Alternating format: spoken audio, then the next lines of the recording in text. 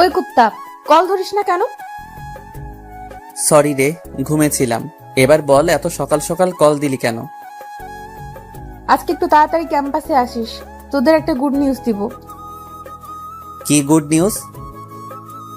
সেটা ক্যাম্পাসে এলে দেখতে পারবি। আর সানি আয়মানকেও বলে দিস তাড়াতাড়ি আসার জন্য। আমি ফারিয়াকে বলে দিছি। আচ্ছা ঠিক আছে, এখন ফোন রাখ, ফ্রেশ হব। ওকে। টুট টুট টুট, কলটা কেটে গেল। আমি উঠে ফ্রেশ হতে চলে গেলাম। চলেন, ফ্রেশ হতে হতে আপনাদের পরিচয়টা দিয়ে দেই। আমি জুয়েল, আপাতত স্টুডেন্ট লাইফে আছি। একটু আগে যে কল করেছিল সে আমার বেস্ট ফ্রেন্ড তন্নি। ফ্রেশ হওয়া শেষ, নাস্তা করে ক্যাম্পাসে চলে গেলাম। গিয়ে দেখি আমি ছাড়া সবাই বসে আছে। আমি যাওয়ার পরপরই তন্নি রাগী লোক নিয়ে আমাকে বলল, কি রে হারামি, তোকে আজকে একটু তাড়াতাড়ি আসতে বললাম আর তুই আজকে দেরি করে আসলি। সরি রে, রাস্তায় অনেক জ্যাম ছিল। তোর জন্য তো সব সময় জ্যাম থাকে, আমরা রাস্তা দিয়ে আসি না। এই হারামখোর, তুই চুপ থাক, সব সময় শুধু চামচামি করস। আচ্ছা বাদ দে না, এখন তোর নিয়ে কি বলবি তাড়াতাড়ি বল, আমরা ক্লাসে চলে যাব।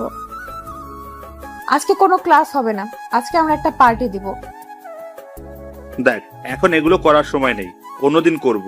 আগে বল তোর কি কথা আছে। দোস্ত, আমার বিয়ে ঠিক হয়ে গেছে। ছেলে অনেক বড় ব্যবসায়ী, কালকে আমাকে রিং পরিয়ে দিয়ে গেছে। তন্নির কথা শুনে আমার মাথার উপর যেন আকাশ ভেঙে পড়ল। সেই কলেজ লাইফ থেকে তন্নিকে আমি অনেক ভালোবাসি, কিন্তু ফ্রেন্ডশিপ নষ্ট হয়ে যাওয়ার ভয়ে কখনো বলতে পারিনি। আমি চেয়েছিলাম আগে নিজের পায়ে দাঁড়াই, ভালো একটা চাকরি পাই, তারপর তন্নিকে আমার মনের কথা বলবো। কিন্তু এটা কি হলো? না, আমি কিছু ভাবতে পারছি না। আমার মাথা ব্যথা করতেছে। এদিকে সানি, আইমান আর ফারিয়া তন্নিকে শুভেচ্ছা জানাচ্ছে। আমার নীরবতা দেখে তন্নি বলল, কি রে, তোর আবার কি হয়েছে? তুই খুশি হসনি? আমি তাড়াহুড়ো করে বললাম, আমি অনেক খুশি হয়েছি। তাহলে তুই এভাবে চুপ করে দাঁড়িয়ে আছিস কেন? দোস্ত, তুই সত্যি বিয়েটা করবি? অবশ্যই, এর থেকে ভালো ছেলে আর কোথায় পাবো? আর তাছাড়া বিয়ের বয়সও হয়ে গেছে। চুপ করে দাঁড়িয়ে রইলাম। আচ্ছা বাদ দে তো, এখন বল বিয়ে কখন? এই তো আগামী শুক্রবার। তোরা সবাই অবশ্যই আসবি। এই নে কার্ড। এ কথা বলে আমাদের সবাইকে একটা করে কার্ড দেয়। আমার কেন জানি বুক ফেটে কান্না আসছে। মনে হচ্ছে আমার জীবন থেকে অনেক বড় কিছু একটা চলে যাচ্ছে। নিজের অজান্তেই চোখের কোণে পানি চলে আসলো। আমার এমন অবস্থা দেখে তন্নি বলল, কি রে, কি হয়েছে তোর? কাঁদতেছিস কেন? আমি তাড়াতাড়ি চোখের পানি মুছে বললাম, আরে না, এমনি। তোর বিয়ে হবে শুনে খুশিতে চোখে পানি চলে আসলো। পাগল। আচ্ছা শোন, রায়হান কল দিচ্ছে, আমি একটু বাইরে যাচ্ছি, তোরা থাক। এই রায়হানটা আবার কে? আরে তোদের দোলা ভাই। আচ্ছা থাক, পরে কথা হবে। Bye bye. তন্নি চলে গেল। আমি অবাক দৃষ্টিতে ওর চলে যাওয়ার দিকে তাকিয়ে আছি। আস্তে আস্তে চোখটা ঝাপসা হয়ে গেল। মনে হয় আবার পানি এসে জমা হয়ে গেছে। এমন সময় ফারিয়া বলল, আচ্ছা আমি ক্লাসে যাচ্ছি, তোরা কেউ যাবি? তুই যা, আমরা একটু পর আসছি। আচ্ছা ঠিক আছে। তারপর সানিয়া রাইমান আমার কাছে এসে বলে, কিরে, ঘটনা কি? কিসের ঘটনা? তোর চোখে পানি কেন? এমনি পানি চলে আসছে। তুই কি ভাবছিস আমরা কিছু বুঝি না? আমরা তোর বন্ধু না? এখনো সময় আছে, বলে দে তুই যে তন্নিকে ভালোবাসিস। কি সব বলছিস তোরা? দেখ, এখন নাটক করার সময় নেই। যদি সত্যিই ভালোবাসিস তাহলে তাকে বলে দে, কিছু হবে না, আমরা আছি।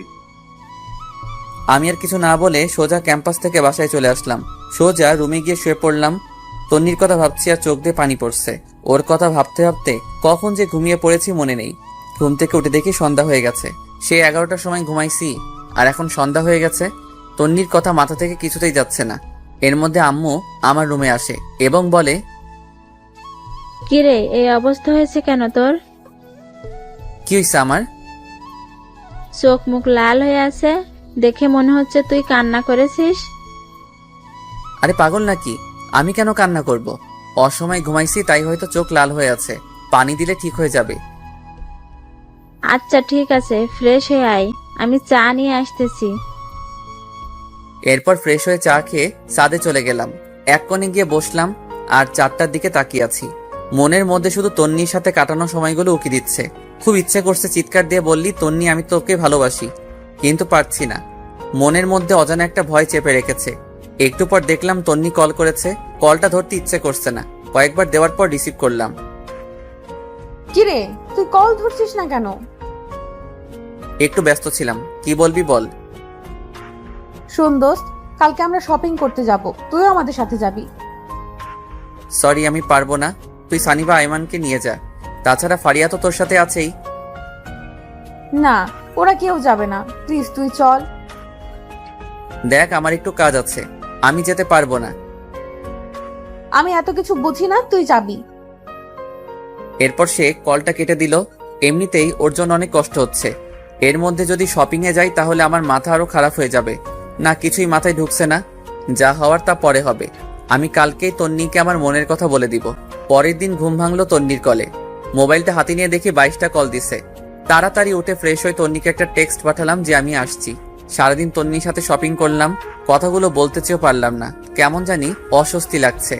তন্নির দিকে খেয়াল করে দেখলাম ও অনেক খুশি। এখন কথাগুলো কিভাবে বলবো যদি ফ্রেন্ডশিপ নষ্ট করে ফেলে। আমি আর কিছু না ভেবে সোজা বাসায় চলে আসলাম। চিন্তা করলাম এখানে আর থাকবো না, তন্নিকে চোখের সামনে অন্য কারো হতে দিতে পারবো না। মনে মনে সিদ্ধান্ত নিলাম তন্নিকে সব কথা খুলে বলবো। যদি সে রাজি হয় তাহলে এখানে থেকে যাব, আর যদি রাজি না হয় তাহলে দেশের বাইরে চলে যাব। তাড়াতাড়ি করে আম্মুর কাছে গেলাম, গিয়ে বললাম, আম্মু আমি বাইরে চলে যাব, এখানে আর পড়ালেখা করব না। তুই না বলেছিলি এখানে তুই বন্ধুদের সাথে থাকবি, বাইরে যাবি না? সেটা আগে বলেছিলাম, এখন আমি আর দেশে থাকবো না। তুমি আব্বুকে ভিসা প্রসেসিং করতে বলো, আমি শুক্রবারের আগে চলে যাব। এত তাড়াতাড়ি কি হবে, সময় লাগবে। এত কিছু আমি জানি না, আমি শুক্রবারের আগে যেতে চাই। আচ্ছা, তোর আব্বু বাসায় আসুক, আমি তার সাথে কথা বলবো। আমি আর কিছু না বলে সোজা নিজের রুমে চলে গেলাম।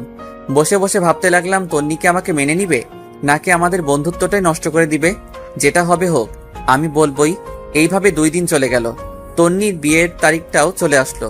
বৃহস্পতিবার বিকালবেলা সানি আর আইমান আমাদের বাসায় এসে বসে আছে, কারণ একসাথে তন্নির হলুদে যাবে। আমার মোবাইল বন্ধ দেখে বাসায় চলে আসছে। আমিও গেলাম, দেখলাম ওরা বাবার সাথে কি যেন আলাপ করতেছে। আমাকে দেখে সবাই চুপ হয়ে গেল। এরপর বাবা আমাকে বলল, তন্নির বিয়ের আগে বলতি, তোর ফ্লাইট কয়েকদিন পরে করতাম। আমি কিছু না বলে উঠে চলে যাচ্ছিলাম, এমন সময় বাবা বলে, শোন, কোথায় যাচ্ছিস? বাবা ওদের সাথে যাচ্ছি। আচ্ছা, যেখানে যা তাড়াতাড়ি আসিস। আজ রাত 9টায় তোর ফ্লাইট, কথাটা যেন মাথায় থাকে। সানি আর আইমান আমাদের কথা শুনে হা করে দাঁড়িয়ে আছে। হয়তো ভাবছে এত অল্প সময়ের ভিতরে কিভাবে কি করলাম, এবং ওদের না জানিয়ে। এরপর আমি উঠে রেডি হয়ে ওদের সাথে তন্নির বাসায় চলে গেলাম। ওখানে যাওয়ার পর আমাদের আরো অনেকগুলো বন্ধুকে দেখলাম। সানি আর আইমান ব্যস্ত হয়ে গেছে, আমি একপাশে গিয়ে বসে আছি আর তন্নিকে খুঁজতেছি, কিন্তু দেখতেছি না। মনে হয় সাজতেছে। একটু পর তন্নি বের হয়ে আসলো, সাথে আরো কতগুলো মেয়ে সহ। আজকে তাকে অনেক সুন্দর লাগছে, যে কেউ দেখলেই প্রেমে পড়ে যাবে। আমারও আর ব্যতিক্রম কিছু হলো না, ওর দিকে হা করে তাকিয়ে আছি। একটু পর তার ধাক্কায় বাস্তবে ফিরে এলাম। কিরে, এইভাবে হা করে কি দেখছিস? কিছু না তন্নি, তোর সাথে আমার কিছু সিরিয়াস কথা আছে। কি কথা বল। এখানে না, সাদে চল। আচ্ছা ঠিক আছে, চল। তারপর আমি আর তন্নি ছাদে গেলাম। গিয়ে আমি চুপচাপ দাঁড়িয়ে রইলাম। আমার নীরবতা দেখে তন্নি বলল, কিরে চুপ কেন, কি বলবি তাড়াতাড়ি বল, আমার নিচে অনেক কাজ আছে। তন্নি, তোকে আমি ভালোবাসি। সেই যেদিন তোকে প্রথম দেখেছিলাম সেদিন থেকে। তোর আমার ফ্রেন্ডশিপ নষ্ট হয়ে যাওয়ার ভয়ে আমি এতদিন কিছু বলিনি। দেখ, এখন মজা করার সময় না, কি বলবি বল, আমি নিচে চলে যাচ্ছি। তন্নি, বিশ্বাস কর, আমি সত্যি তোকে অনেক ভালোবাসি। দেখ, ফাজলামি বন্ধ কর, নাটক দেখে দেখে তুইও নাটক শুরু করে দিয়েছিস। আমি সত্যি তোকে অনেক ভালোবাসি তন্নি, তোকে ছাড়া আমি আমার জীবন কল্পনা করতে পারি না রে। প্লিজ তুই বিয়েটা বন্ধ করে দে। দেখ, তোর ড্রামা বন্ধ কর, কালকে আমার বিয়ে, আর তুই বলছিস বিয়ে বন্ধ করতে? ছি, তুই এত নিচু আগে জানতাম না। তুই জাস্ট আমার ফ্রেন্ডের থেকে বেশি কিছু না। আমি তোকে অনেকবার বলতে চেয়েও পারিনি, আমি সত্যি বলছি, আমি তোকে অনেক ভালোবাসি। এই কথা বলে আমি তন্নির গালে একটা কিস বসিয়ে দেই, আর সে রাগীভাবে আমার দিকে তাকিয়ে অনেক জোরে একটা ঠাস দেয় এবং ঠাস ঠাস দু গালে চড় বসিয়ে দেয় আর বলতে থাকে, ছি, আমার ভাবতেই অবাক লাগে তোর মতো ছেলের সাথে আমি ফ্রেন্ডশিপ করেছি, তাও আবার বেস্ট ফ্রেন্ড। কালকে আমার বিয়ে আর তুই আজকে এসেছিস আমাকে প্রপোজ করতে। তোর একটুও লজ্জা শরম নেই? তুই আমার কথাটা শোন। তোর কোনো কথাই আমি শুনবো না। তুই এক্ষুনি আমাদের বাসা থেকে চলে যা। তোকে যেন আর কোনোদিন আমার সামনে না দেখি। তোর আর আমার ফ্রেন্ডশিপ এখানেই শেষ। আজ থেকে তুই আমার সাথে কোনো ধরনের যোগাযোগ করার চেষ্টা করবি না। তন্নি প্লিজ আমার কথাটা শোন। তোর সাথে আর কোনো কথা নাই। তুই এখান থেকে চলে যা, না হলে গলা ধাক্কা দিয়ে বের করে দিব। আমি আর কিছু না বলে চোখ মুছতে মুছতে সেখান থেকে বেরিয়ে গেলাম। এরপর বাসায় গিয়ে রেডি হয়ে বাবা আর আমি এয়ারপোর্টের উদ্দেশ্যে রওনা দিলাম। সানি, আইমান কাউকে কিছু জানালাম না। এরপর এয়ারপোর্ট থেকে বাবার কাছ থেকে বিদায় নিয়ে চলে গেলাম দেশ ছেড়ে। অনেক কষ্ট হচ্ছিল প্রিয় মানুষগুলোর জন্য, কিন্তু আমি এখানে থাকলে হয়তো আরো বেশি কষ্ট পাবো। যাওয়ার আগে নিজের ভার্চুয়াল জগতের সবকিছু ডিলিট করে দিলাম। একটা নাম্বারও ওপেন রাখলাম না। সেখানে গিয়ে বেশ কিছুদিন মন খারাপ করে বসেছিলাম। পরে নতুন বন্ধু, নতুন ক্যাম্পাস পেয়ে তন্নির কথা প্রায় ভুলেই গেলাম। আস্তে আস্তে ওখানকার পরিবেশের সাথে নিজেকে মানিয়ে নিলাম। দেখতে দেখতে 2 বছর চলে গেল। আমার পড়ালেখাও শেষ। চিন্তা করলাম এখানেই কোনো চাকরি করব, কিন্তু সেটা আর হলো না। আব্বু আম্মু কল দিয়ে কান্নাকাটি করতেছে। আব্বুকে অনেকবার বলছি আমি এখানে চাকরি করব, বাট আব্বু বলল নিজেদের ব্যবসা দেখাশোনা করার জন্য। সেদিন রাতে বসে বসে ল্যাপটপে কিছু কাজ করছি, এমন সময় বড় খালা আসলো। আমি বিদেশে বড় খালার কাছেই থাকি আর ওখান থেকে পড়াশোনা করি। আমার রুমে আমি খালাকে দেখে বললাম, খালামণি ঘুমাওনি এখনো? না রে বাবা, ঘুম আসছে না। তুই কি করতেছিস? কিছু না খালামণি, একটু কাজ করতেছি। কিছু বলবে? বাবা, একটা কথা বলতাম, যদি তুই অনুমতি দিস। আরে কি আজব, আমার সাথে কথা বলার জন্য তোমার অনুমতি লাগবে নাকি? বলো কি বলবে। দেখ বাবা, আমার কোনো সন্তান নেই। তুই আমার নিজের সন্তানের মতোই। তুই যেদিন এখানে এসেছিলি আমি যে কি পরিমাণ খুশি হয়েছি তোকে বলে বোঝাতে পারবো না। আমি ভাবছি তোকে আমি সারা জীবন আমার কাছেই রেখে দেব, কিন্তু সেটা তো অসম্ভব। কেন অসম্ভব? আমি তোমাকে ছেড়ে কোথাও যাচ্ছি না। আর তোমার সন্তান নেই কে বলেছে? আমি তোমার সন্তান। কাল রাতে তোর আম্মু কল করেছিল। কি বলেছে? অনেক অসুস্থ, সারাদিন বাসায় থাকতে থাকতে ওর অনেক কষ্ট হয়। তোর বাবাও বাইরে বাইরে থাকে, তাই আমি বলছিলাম কি তুই দেশে ফিরে যা, তোর মায়ের কাছে থাক, আর একটা ভালো মেয়ে দেখে বিয়ে করে ফেল। তোর মা বাবাও অনেক খুশি হবে। খালামণি সবকিছু ঠিক আছে, বাট আমি দেশেও যাচ্ছি না, অ্যান্ড বিয়ে তো ইম্পসিবল। এরপর খালামণি আমার হাত ধরে বলল, প্লিজ বাবা, এমন করিস না। তোর মা বাবার কথা একবার চিন্তা কর। ওদের কি ইচ্ছা করে না ছেলের বউয়ের সাথে সময় কাটাতে, নাতিদের সাথে একটু খেলা করতে? প্লিজ বাবা, তুই দেশে ফিরে যা। প্রয়োজনে মাঝে মাঝে এখানে আসিস, কিছুদিন থাকবি, ঘুরবি, ভালো লাগবে। প্লিজ বাবা, না করিস না। আচ্ছা ঠিক আছে, দেখি। দেখ না, তুই কালকেই যাবি। এই নে টিকিট। এই কথা বলে আমার হাতে একটা টিকিট ধরিয়ে দিল। আমি অবাক হয়ে জিজ্ঞেস করলাম, খালামণি এটা কখন করলে? তোর এত কিছু জানার দরকার নেই। আর শোন, আমি কিছু জিনিস কিনে রেখেছি, এগুলো নিয়ে যাবি। এখন ঘুমা। পরের দিন সবকিছু ঠিকঠাক করে খালামণির কাছ থেকে বিদায় নিয়ে চলে আসলাম দেশে। বাবা মা আগে থেকেই এয়ারপোর্টে ছিল। আমাকে দেখে কান্না শুরু করে দিল। মায়ের দিকে তাকিয়ে আমি অবাক হয়ে গেলাম। অনেক অসুস্থ, ঠিক মতো দাঁড়াতেও পারছে না। বাবার অবস্থাও আগের মতো নেই। এরপর বাবা আর মায়ের সাথে বাসায় গিয়ে খাওয়া দাওয়া করে ঘুমিয়ে পড়লাম। আগের সিমটা আবার ওপেন করলাম। কল আর মেসেজ এসে পুরো সিম ফুল হয়ে আছে। একটা জিনিস দেখে খারাপ লাগলো, তনি একটাবার কল তো দূরের কথা, একটা মেসেজও দেয়নি। হয়তো অনেক সুখে আছে, অনেক ভালো আছে, তাই আমাকে আর প্রয়োজন মনে করেনি। চোখের কোণে পানি এসে জমা হয়ে গেল। আমি সানির নাম্বারটাতে কল দিলাম। কয়েকবার দেওয়ার পর কল ধরেই সানি বলতে শুরু করলো, কিরে তুই বাইসে আসিস? কেন, মরলে খুশি হতি নাকি? এই শালা, কথা বলবি না তুই। তোর সাথে কোনো কথা নাই, আমি তোর কেউ না। প্লিজ ভাই রাগ করিস না, তোকে আমি সবকিছু বলবো। কিচ্ছু বলতে হবে না তোর, তুই তোর মতো থাক। আচ্ছা শোন, বিকেলে কফি শপে আয়, তোদের সাথে দেখা করব। আর কিছু কথা আছে, আইমান আর ফারিয়াকে একটু কষ্ট করে বলে দিস। আচ্ছা ঠিক আছে। এই কথা বলে কলটা কেটে দিলাম। বিকেলবেলা বের হয়ে কফি শপের দিকে রওনা দিলাম। রাস্তাঘাট সবকিছু কেমন যেন চেঞ্জ হয়ে গেছে। একটু পর কফি শপে গেলাম, গিয়ে দেখি সবাই বসে আছে। আজকেও আমার লেট হয়ে গেছে। আমাকে দেখেই ওরা দৌড় দিয়ে এসে জড়িয়ে ধরে ফেলে। এরপর তিনজনে মিলে 10 মিনিট কিল আর ঘুষি দেয়। এতদিনের জমানো সবগুলো একসাথে দিয়ে দেয়। ওদের সাথে কুশল বিনিময় করলাম। তারপর সানিকে বললাম, তো তোর আর কি অবস্থা, চাকরি বাকরি কিছু করিস নাকি? একটা প্রাইভেট কোম্পানিতে আমি আর ফারিয়া একসাথে জব করি। গুড।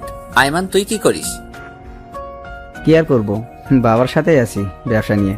তো তুই কি করবি, দেশে থাকবি নাকি আবার উধাও হয়ে যাবি? আরে না, তোদের ছেড়ে আর যাচ্ছি না। তো তোর বউ কোথায়? আরে আমি এখনো বিয়ে করিনি, তবে আব্বা ওনার বন্ধুর মেয়ের সাথে ঠিক করে রেখেছে। ওর পড়ালেখা শেষ হলে তারপর বিয়ে। আচ্ছা ভালো। তোদের দুজনের কি অবস্থা? দেখি দুজন দুজনের দিকে তাকিয়ে হাসতেছে। এরপর আইমান বলল, মামা ওরা নিজেরাই সারাই ফেলছে। কি তোরাও এই কাজ করলি? যাক, খুশি হলাম। সারা জীবন একসাথে ছিলি, এখনো থাকবি, ভালো হইছে। তো তুই কবে করছিস? আমার মতো ছেলেকে কে মেয়ে দিবে বল? ধুর, ফাজলামি করিস না। এই তন্নি কেমন আছে রে? মনে হয় অনেক সুখে আছে, তাই না? এই কথা শোনার পর ওরা তিনজন একে অপরের দিকে তাকাতে লাগলো। এরপর আইমান বলল, আসলে তন্নির বিয়ে হয়নি। মানে মস্করা করছিস তাই না? দেখ, জোকস এখন ভালো লাগে না। না রে, আইমান ঠিক বলছে, ওর বিয়ে হয়নি। কি বলছিস তোরা? বিয়ে হয়নি কেন? তুই তো সেদিন চলে গিয়েছিলি, তাহলে তুই দেখতি কেন বিয়ে হয়নি। এত কথা না বলে বিয়ে কেন হয়নি সেটা বল। আসলে রায়হান ছেলেটা অন্য একটা মেয়ের সাথে রিলেশন ছিল। বিয়ের দিন সে ওই মেয়েকে নিয়ে পালিয়ে যায়। তারপর? তারপর আর কি, ওরা বিয়েটা ভেঙে দেয়। তন্নির বাবা ওদের হাতে পায়ে ধরেছিল, কিন্তু কোনো লাভ হয়নি। পরে আমরা তোকে অনেক খুঁজেছিলাম, বাট তুইও চলে গেলি। তন্নির বাবা আমাকে অনেকবার বলেছে তন্নিকে বিয়ে করার জন্য, বাট আমি করিনি, তোর কথা ভেবে। পরে তুই বুঝবি আমি আর তন্নি সিট করে বিয়ে করেছি। আরে ধুর, এসব কেন বলছিস? আমি কিছু বলতাম না, তুই বিয়েটা করে ফেলতি। না বন্ধু, সেটা হয় না। এরপর ফারিয়া বলল, সেই থেকে তন্নি পাথরের মতো হয়ে গেছে। ঠিক মতো খায় না, ক্যাম্পাসে যায় না, আমাদের সাথেও মেশে না, দরকার ছাড়া কোনো কথা বলে না, সারা দিন জানালার গ্রিল ধরে দাঁড়িয়ে থাকে। ওর আর বিয়ের জন্য প্রপোজাল আসেনি? আসছে, বাট সে করবে না। আমাদের বিয়ের সময় এসে গিফটটা দিয়েই চলে গেছে। ও কি এখন এখানেই থাকে নাকি চলে গেছে? না, আগের বাসায় আছে। আমি একটু ওর সাথে কথা বলবো, তোরা যাবি আমার সাথে? আজকে তো সময় নেই, কালকে বিকেলবেলা সবাই ফিরে আসি, কালকে চল। আচ্ছা ঠিক আছে তাহলে। এরপর ওদের কাছ থেকে বিদায় নিয়ে বাসায় চলে আসলাম। শুয়ে শুয়ে চিন্তা করতেছি ওর বাবা মায়ের কাছে বিয়ের প্রস্তাব দিলে কেমন হয়। ইস, আমি যদি সেদিন থাকতাম হয়তো এতদিনে আমাদের বাচ্চাও বড় হয়ে যেত। এসব ভাবতে ভাবতে ঘুমাই গেছি। পরের দিন আমরা চারজন ওদের বাসায় গেলাম। দরজার সামনে দাঁড়িয়ে কলিং বেলটা বাজালাম। একটু পর ওর মা এসে দরজা খুলে দেয়। আমাদের দেখে উনি অনেক খুশি হন। আমাকে দেখে বলে, আরে জুয়েল, তুই কোথা থেকে আসলে? এতদিন কোথায় ছিলে বাবা? আন্টি আমি তো দেশে ছিলাম না। ও আচ্ছা, এই দাঁড়িয়ে কেন আসো? সবাই ভিতরে আসো। এরপর আমরা সবাই ভিতরে গেলাম। অনেক বসে আন্টির সাথে গল্প করলাম, কিন্তু তন্নিকে কোথাও দেখছি না। আমি ফারিয়াকে ইশারায় বললাম তন্নিকে দেখতে। সে উঠে তন্নির রুমে গেল, গিয়ে অনেকক্ষণ পর আসলো। তারপর আমি বললাম, কিরে ও বাসায় নেই? আচ্ছা ভেতরে, এখানে নাকি আসবে না, তুই কথা বললে ভেতরে যা। এরপর আমি উঠে ভিতরে গেলাম। গিয়ে দেখলাম ও জানলার গ্রিল ধরে দাঁড়িয়ে আছে। আমি অনেকক্ষণ গিয়ে পেছনে দাঁড়িয়ে রইলাম। কেমন জানি নার্ভাস লাগছে, কিন্তু ওর কোনো নড়াচড়া নাই। তারপর আমি একটা কাশি দিলাম, দেখলাম পেছনে তাকালো। এরপর সে বলল, কি রে, কখন আসছিস? এই তো কিছুক্ষণ হলো। কেমন আছিস তুই? ভালো। তুই এখানে কেন আসছিস? কথাটা শুনে অনেক খারাপ লাগলো। এতদিন পর দেখা হলো, অথচ আমি কেমন আছি সেটা জিজ্ঞেস না করে উল্টো আমাকে বলে কেন আসছি। এরপর আমি বললাম, এখনো রাগ করে আছিস? সেদিনের জন্য আমি অনেক সরি। আমি কারোর উপর রাগ করি না, সেই অধিকার আমার নেই। এতদিন কোথায় ছিলি? বাইরে। তো এখন এখানে কেন আসছিস? তোকে দেখতে। দেখা হয়ে গেছে, এখন যা। কেন, তোর কি বিরক্ত লাগছে নাকি? তুই রুম থেকে বের হলে আমি খুশি হব। প্লিজ এখান থেকে যা। আমি আর কিছু না বলে সোজা চলে আসলাম, একরকম অপমানিত হয়ে। এরপর আন্টি নাস্তা নিয়ে আসলো। আমরা নাস্তা খেতে খেতে কথা বলছি।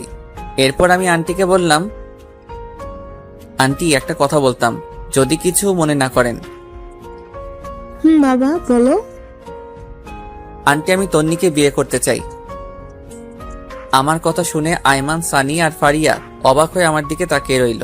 আন্টি বলল, কিন্তু বাবা, তোমার বাবা মা কি রাজি হবে? আর তন্নি তো বিয়ে করার কোনো ইচ্ছে নেই বলতাছে। আন্টি, আমার মা বাবা আমার উপর কোনো কথা বলবে না। আপনি যদি রাজি থাকেন আমি তন্নিকে বিয়ে করব। বাবা ঠিক আছে, কিন্তু তন্নি? আন্টি, বিয়ের পর সবকিছু ঠিক হয়ে যাবে। আচ্ছা বাবা, দেখি কি করা যায়। তারপর আমি, আইমান, সানি আর ফারিয়া তন্নিদের বাসা থেকে চলে আসলাম। পরে আমি আব্বু আর আম্মুকে বললাম তন্নির কথা। আমার কথা শুনে ওনারা তো অনেক খুশি। বললেন, তোর পছন্দই আমাদের পছন্দ, আর তন্নি মেয়েটাকে আমারও অনেক ভালো লাগে। অবশেষে আমাদের বিয়েটা হয়ে গেল। তন্নিকে একরকম জোর করে বিয়েটা দেওয়া হয়েছে। কবুল বলার সময় দেখলাম সে বলতে চাচ্ছে না। ফারিয়া আর ওর মায়ের জোরাজোরিতে বলল, এখন প্রায় রাত 12টা। আমি, সানি আর আইমান ছাদের উপর বসে বসে আড্ডা দিচ্ছি। এমন সময় ফারিয়া উপরে আসলো আর এসে আমাকে বলল, কি রে তুই এখানে? তো কোথায় থাকবো? আজকে না তোর বাসরাত? তন্নি অনেক আগে থেকে একা একা বসে আছে, যা ঘরে যা।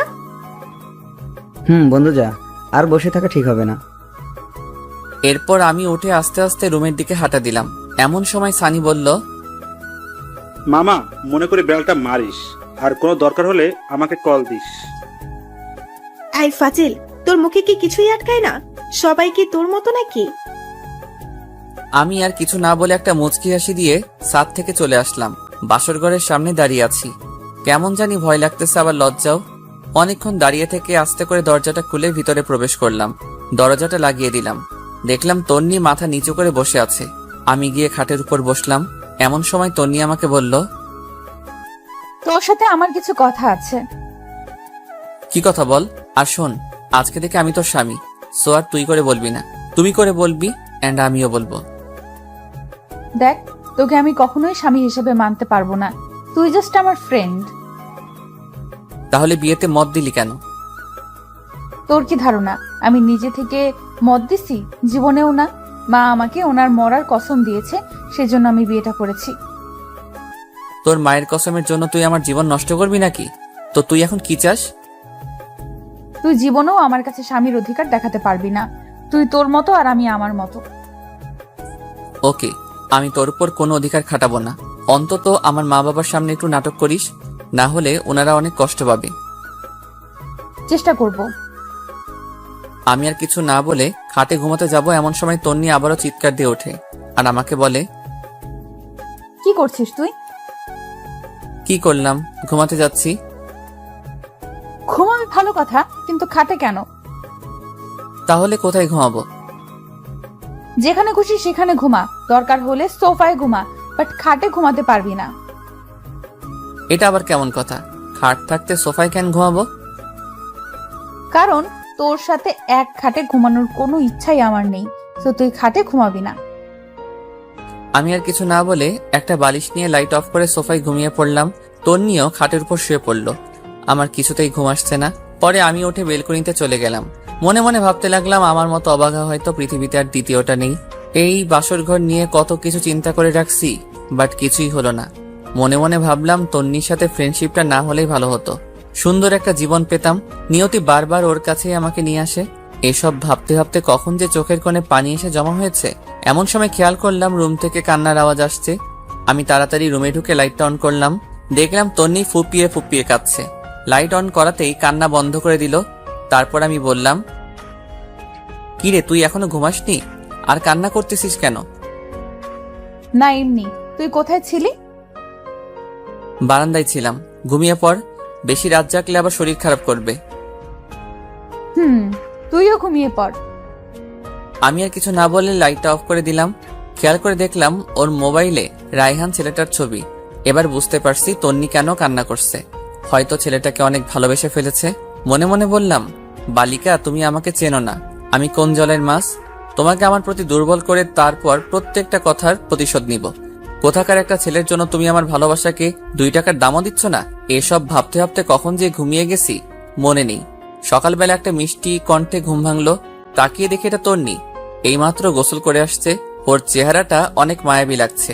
আমি অনেকক্ষণ তাকিয়ে থাকার পর তন্নি বলল, ওই এইভাবে ছ্যাঁচড়াদের মতো তাকিয়ে না থেকে তাড়াতাড়ি উঠে ফ্রেশ হয়ে নে। আম্মা এসে কয়েকবার ডেকে গেছে নাস্তা করার জন্য।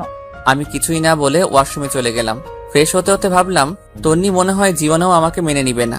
ফ্রেশ হয়ে রুমে আসতে দেখালাম তন্নি মন মরা হয়ে বসে আছে। আমাকে দেখেই নিচে চলে গেল। আমিও রেডি হয়ে নিচে গেলাম। গিয়ে দেখি আমি ছাড়া সবাই বসে আছে। সবাই একসাথে নাস্তা করলাম। এরপর বাবা বললেন, নাস্তা করে দেখতো আয়মান আর সানি কোথায়? ওদেরকে বাবুর্চির কাছে পাঠাইছিলাম। বাবার কথা শুনে আমি হাসা শুরু করলাম। হায়রে, আমার বন্ধুগুলা বাবুর্চির কাজ করছে। তারপর বাবা বললেন, না হেসে বাইরে গিয়ে ওদের দেখ। আর শোন, কালকে তাড়াতাড়ি উঠিস। অফিসের কলিংদের সাথে পরিচয় হবি আর অফিস বুঝে নিবি। আমি আর যাব না। কিন্তু বাবা। কোনো কিন্তু না, যেটা বলছি সেটাই। তারপর নাস্তা করে সানি আইমানকে খুঁজতে লাগলাম। বেশ ভালোভাবেই বউ ভাতের অনুষ্ঠানটা শেষ হয়। এরপর রাতে যখন আবার ঘুমাতে যাই, গিয়ে দেখি তন্নি আগে থেকেই বিছানায় শুয়ে আছে। আমি কিছু না বলে ছাদে চলে গেলাম। সারা রাত ওখানে কাটিয়ে দিলাম। পরের দিন সকালবেলা নাস্তা করে বাবার সাথে অফিসে চলে গেলাম। বাবা সবার সাথে পরিচয় করিয়ে দিলেন এবং এটাও বললেন যে আজ থেকে আমি ওদের বস। সবাই আমাকে অভিনন্দন জানালো। সেদিন সবার সাথে পরিচিত হয়ে বাসায় চলে আসলাম। এইভাবে 1 সপ্তাহ চলে গেল। তন্নির সাথে আমার আর তেমন কথা হয় না। দরকার ছাড়া আর কোনো কথা নেই। সেদিন সকালে নাস্তা করে অফিসে এসে কিছু দরকারি কাজ সেরে নিলাম। তারপর চেয়ারটাতে গা এলিয়ে দিয়ে চোখটা বন্ধ করলাম। এমন সময় ইউসুফের কল। কিরে দোস্ত, কি অবস্থা? বিয়ে করে তো আমাদের ভুলে গেলি। আরে না, কি যে বলিস, তোদের কেন ভুলবো? দোস্ত, তোর বিয়েতে আসতে পারিনি, আম্মু অসুস্থ ছিল, কিছু মনে করিস না। আরে না, তো বল আন্টি কেমন আছে? আগের থেকে ভালো। তোর বাসা সবাই কেমন আছে? না রে দোস্ত, তেমন ভালো নাই। আম্মু আব্বু দুজনই অসুস্থ। এক কাজ কর, ওনাদেরকে নিয়ে দূরে কোথাও থেকে ঘুরে আয়। যদি পারিস দেশের বাইরে যা, ভালো লাগবে। ঠিক বলেছিস। আচ্ছা, দেখি কি করা যায়। এ কথা বলেই কলটা কেটে দিলাম। মনে মনে চিন্তা করলাম, কোথাও থেকে ঘুরে আসলে মন্দ হয় না। এগুলো ভাবতে ভাবতে দেখি টিফিনের সময় হয়ে গেছে। আমি হালকা কিছু খেয়ে নিলাম। এরপর চিন্তা করলাম তন্নিকে একটা কল দেই, খেয়েছে কিনা জিজ্ঞেস করি। এরপর তন্নিকে কল দিলাম। কিছুক্ষণ রিং হওয়ার পর কলটা ধরলো। বিরক্ত নিয়ে বলল, কি ব্যাপার, তুই এ সময় কেন কল দিলি? না মানে, খেয়েছিস কিনা জানার জন্য। দেখ, তোর আমাকে নিয়ে এত ভাবতে হবে না, আমাকে আমার মতো থাকতে দে। তারপর সে কলটা কেটে দিল। বুঝলাম না তন্নি কেন আমার সাথে এই রকম ব্যবহার করে। আমি তো ওর ভালো চাই, তবু সে কেন বোঝে না। না থাক, আজ থেকে আর ওর কেয়ার করব না। ওর মতো ও থাকবে আর আমার মতো আমি থাকবো। এগুলো চিন্তা করতে করতে আবার কাজে মন দিলাম। রাতে বাসায় গিয়ে দেখলাম বাবা বসে বসে খবর দেখছে আর মা রান্নাঘরে। আমি বাবার সামনে গিয়ে দাঁড়ালাম। আমার দাঁড়িয়ে থাকা দেখে বাবা বলল, কিরে, কিছু বলবি নাকি? জি বাবা, একটা কথা বলার ছিল। যদি কিছু মনে না করো তাহলে বলতাম। আরে পাগল, আমাদের সাথে কথা বলার জন্য তোর অনুমতি লাগবে নাকি? বল, কি বলবি? আসলে বাবা বলছিলাম কি, সারাদিন অফিস কাজ এগুলো করতে করতে তোমাদের সময় দিতে পারি না। চলো না, আমরা সবাই মিলে কোথাও থেকে কয়েকদিনের জন্য ঘুরে আসি, সবার ভালো লাগবে। কথাটা আসলে ঠিক বলেছিস, বাট যাওয়া হবে না। কিন্তু কেন বাবা? গতকাল রাতে তোর দাদুকে স্বপ্নে দেখেছি, কবরটা নাকি ভেঙে পুকুরে পড়ে যাচ্ছে। তাই আমি আর তোর মা 10-15 দিনের জন্য গ্রামের বাড়ি যাচ্ছি। কয়েকজন হুজুর আর এতিমদের খাওয়ানোর ব্যবস্থা করব। যদি সুযোগ পাই কবরের চারপাশে দেয়াল করে আসবো। ও আচ্ছা, তাহলে তোমরা গ্রামেই যাও, ভালো লাগবে। এই কথা বলে আমি রুমের দিকে চলে যাচ্ছি। এমন সময় আবার বাবা ডাক দেয়। শোন, তোর সাথে এমনিতেও আমার কথা ছিল। কি কথা বাবা, বলো। বলছিলাম কি, তোর বিয়ের পর থেকে কোথাও ঘুরতে যাসনি। তন্নিও একা একা বাসায় বসে থাকে, তাই আমি বলছিলাম তন্নিকে নিয়ে তুই ঘুরে আয়। না বাবা, তোমরা না গেলে আমরাও যাব না। আরে পাগল, আমরা যে কয়েকদিন গ্রামের বাড়ি যাচ্ছি, সে কদিন তোরাও ঘুরে আয়, ভালো লাগবে। কিন্তু বাবা, অফিস। আমি ম্যানেজারকে বলে দিয়েছি, সে দেখবে। আর শোন, তোর বড় খালার ওখানে চলে যা। তুই গেলে উনি খুশি হবে। ওনার সাথে কথা বলে আমি সবকিছু ঠিক করে রেখেছি। তোর মায়ের কাছে তোদের দুজনের টিকিট রেখে দিয়েছি। বাবা, এগুলো আবার কখন করলে? এতে কিছু তোর জানার দরকার নেই, পরশুদিন ফ্লাইট। আমি আর কিছু না বলে হালকা একটা হাসি দিয়ে বাবার সামনে থেকে রুমে চলে গেলাম। মনে মনে ভাবতে লাগলাম, তন্নি কি রাজি হবে? যেই মেয়ে বিয়ের দিন রাতে আমাকে বলে স্বামী হিসেবে মানে না, সে কি রাজি হবে আমার সাথে হানিমুনে বাইরে ঘুরতে যেতে? দূর, যা হবার তা পরে হবে। আগে কিছু খেয়ে নেই, অনেক ক্ষুধা লাগছে। তারপর হালকা নাস্তা করে নিলাম। কিন্তু তন্নিকে দেখছি না কোথাও। রান্নাঘরে গেলাম, সেখানেও নেই। আম্মুকে জিজ্ঞেস করলাম, আম্মু, তন্নিকে দেখছি না যে, ও কোথায় গেছে? তন্নি একটু ওর বাপের বাড়ি গেছে। আমিও আর না করিনি, সারাদিন বাসায় বসে থাকে। বাইরে থেকে ঘুরে আসলে মনটা একটু হালকা হবে। আর আমি তন্নিকে বলে দিয়েছি, তুইও আজকে ওদের বাসায় যাবি আর রাতটা ওখানে কাটাবি। সকাল হলে তন্নিকে নিয়ে বাসায় চলে আসবি। দূর, আমি গিয়ে কি করব? ওই, তুই কি পাগল? মেয়েটা একা একা ওখানে গেছে, আর যদি একা একা আসে তাহলে ওদের বাসার সবাই কি ভাববে? আচ্ছা, আমি সকালে গিয়ে নিয়ে আসবো। সকালে মানে? এখন যাবি তুই? যা, রেডি হয়ে নে। কি আর করা, রেডি হয়ে ওদের বাসার দিকে রওনা দিলাম। তন্নিকে অনেকবার কল দিলাম, কিন্তু সে কল ধরছে না। তারপর আমি আইমান আর সানির সাথে চ্যাটিং করতে করতে ওদের বাসার সামনে চলে গেলাম। গাড়ি থেকে নেমে ওদের বাসার সামনে গিয়ে দাঁড়ালাম। তখন প্রায় 9টা বেজে গেছে। তারপর ভিতরে গেলাম। আমাকে দেখে শ্বশুর শাশুড়ি অনেক খুশি হলেন। তাদের সাথে অনেকক্ষণ কথা বলে নিলাম। এরপর শাশুড়ি আম্মা বললেন, যাও বাবা, রুমে যাও। তন্নি রুমে আছে, ওখানে গিয়ে ফ্রেশ হয়ে নিচে আসো, আমি খাবার রেডি করছি। আচ্ছা ঠিক আছে। এ কথা বলে আমি তন্নির রুমের দিকে হাঁটা দিলাম। ওর দরজার সামনে গিয়ে শুনতে পাই ওর রুম থেকে অনেক জোরে হাসি শব্দ আসছে। সবার থেকে ওর হাসিটা আলাদা। অনেকদিন পর সে হাসছে। আমি বাইরে থেকে উকি দিয়ে দেখলাম ওর কয়েকজন কাজিন সেখানে বসে ওর সাথে গল্প করছে। তাদের মধ্যে একজন আমাকে দেখে ফেলে, তারপর বলে, আরে দুলাভাই, আপনি আসতেন? আমরা আপনারই কথাই বলতেছিলাম। আসুন, ভিতরে আসুন। তারপর আমি ভিতরে গিয়ে অনেকক্ষণ ওদের সাথে গল্প করলাম। তারপর ওরা সবাই চলে গেল। তখন তন্নি আমাকে বলল, তুই এখানে কেন আসছিস? মানে কি? তোর বাসায় আসার জন্য মনে হয় আমার ঠেকা পড়ছে। আম্মুই আমাকে আসতে বলেছে। তন্নি মুখে একটা বিরক্ত নিয়ে কিছু একটা বলতে যাবে, এমন সময় শাশুড়ি এসে আমাদের ডেকে নিয়ে গেলেন খাবার জন্য। আমি আর কিছু না বলে সোজা খেতে চলে গেলাম। খাবারের টেবিলে বসে তো অবাক, এত খাবার! আসলে এই শ্বশুর বাড়ির রসের হাড়ি। সবগুলো খাবারই আমার পছন্দের। এরপর খাওয়া দাওয়া সেরে আমি রুমে এসে বিছানায় শুয়ে পড়লাম। কিছুক্ষণ পর তন্নি রুমে আসলো আর এসে চেঁচামেচি শুরু করে দিল। কিরে, তুই বিছানায় শুয়েছিস কেন? তো কোথায় শুবো? তোর রুমে তো সোফাও নেই। সোফা নেই তো কি হয়েছে? ফ্লোর আছে না, ফ্লোরে শুয়ে পড়। মানে? ফ্লোরে শুয়ে পড়বো মানে? এত মানে টানে বুঝি না। আমি তোর সাথে এক বিছানায় ঘুমাতে পারবো না। কেন ঘুমাতে পারবি না? শোন, বিয়েটা যেভাবেই হোক, এখন আমি তোর স্বামী। আর তোর ভয়ের কিছু নেই। আমি তোকে কিছু করব না। সেটাও যদি না হয় তাহলে তুই নিজেই ফ্লোরে শুয়ে পড়। ফ্লোরে আমার ঘুম আসে না। আমার সম্ভব বিরক্ত লাগছে মেয়েটার কর্মকাণ্ড দেখে। ইচ্ছা করছে কানের নিচে 2টা দিয়ে দেই। এরপর সে আবার বলতে শুরু করলো, এই শোন, এটা আমার রুম, সো বিছানাটাও আমার বিছানায় আমি ঘুমাবো। তো কি হইছে? ভুলে গেছিস এতদিন আমার বিছানায় ছিলি আর আমি সোফায় ছিলাম? আমি নিজের ইচ্ছায় ঘুমাইনি, তুই তো বললি আমাকে বিছানায় ঘুমাতে। দূরে ফালতুর সাথে কথা বলে পারা যাবে না, তাই আমি নিজেই ফ্লোরে শুয়ে পড়লাম। শুয়ে শুয়ে ভাবতেছি তন্নি যদি কালকে আমাদের বাসায় যাওয়ার পর শুনে যে আমি হানিমুনের ব্যবস্থা করে আসছি তখন কি করবে। এগুলো ভাবতে ভাবতে দেখলাম ফকিরনি খুব আরাম করে ঘুমিয়ে আছে। মনে মনে বললাম, তন্নি তুই হয়তো জানিস না আমি কি জিনিস, তোরে আমি এমন সোজা করবো যে তুই আমাকে ছাড়া কিছুই বুঝবি না। এসব ভাবতে ভাবতে কখন যে ঘুমিয়ে পড়েছি নিজেও জানি না। খুব সকালবেলা ঘুমটা ভেঙে গেল।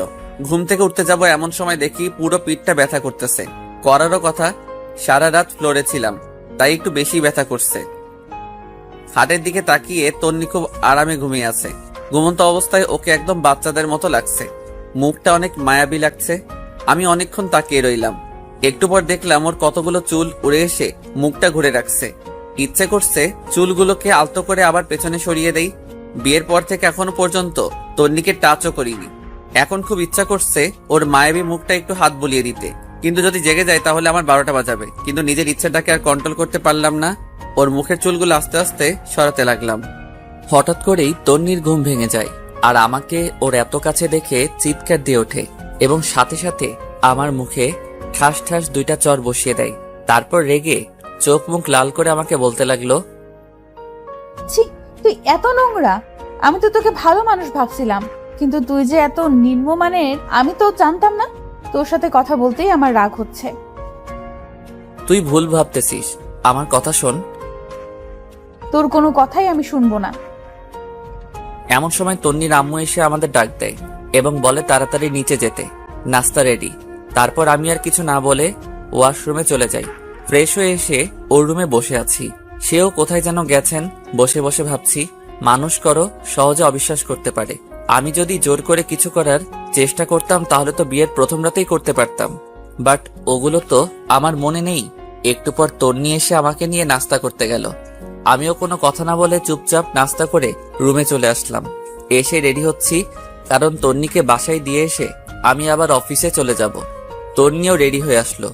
অতঃপর তাকে বাসায় দিয়ে আসলাম।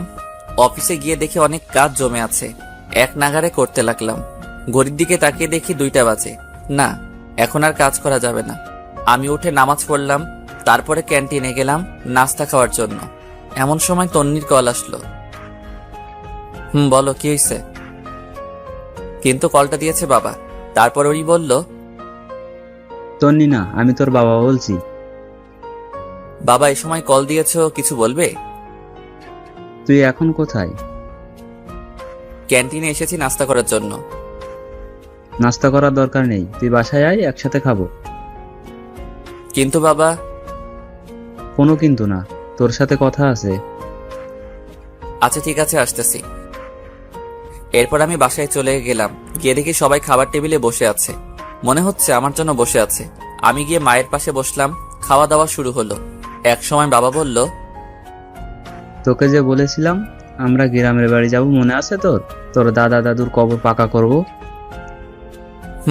আছে, কিন্তু কিন্তু কি? আমি কোথাও যেতে পারবো না।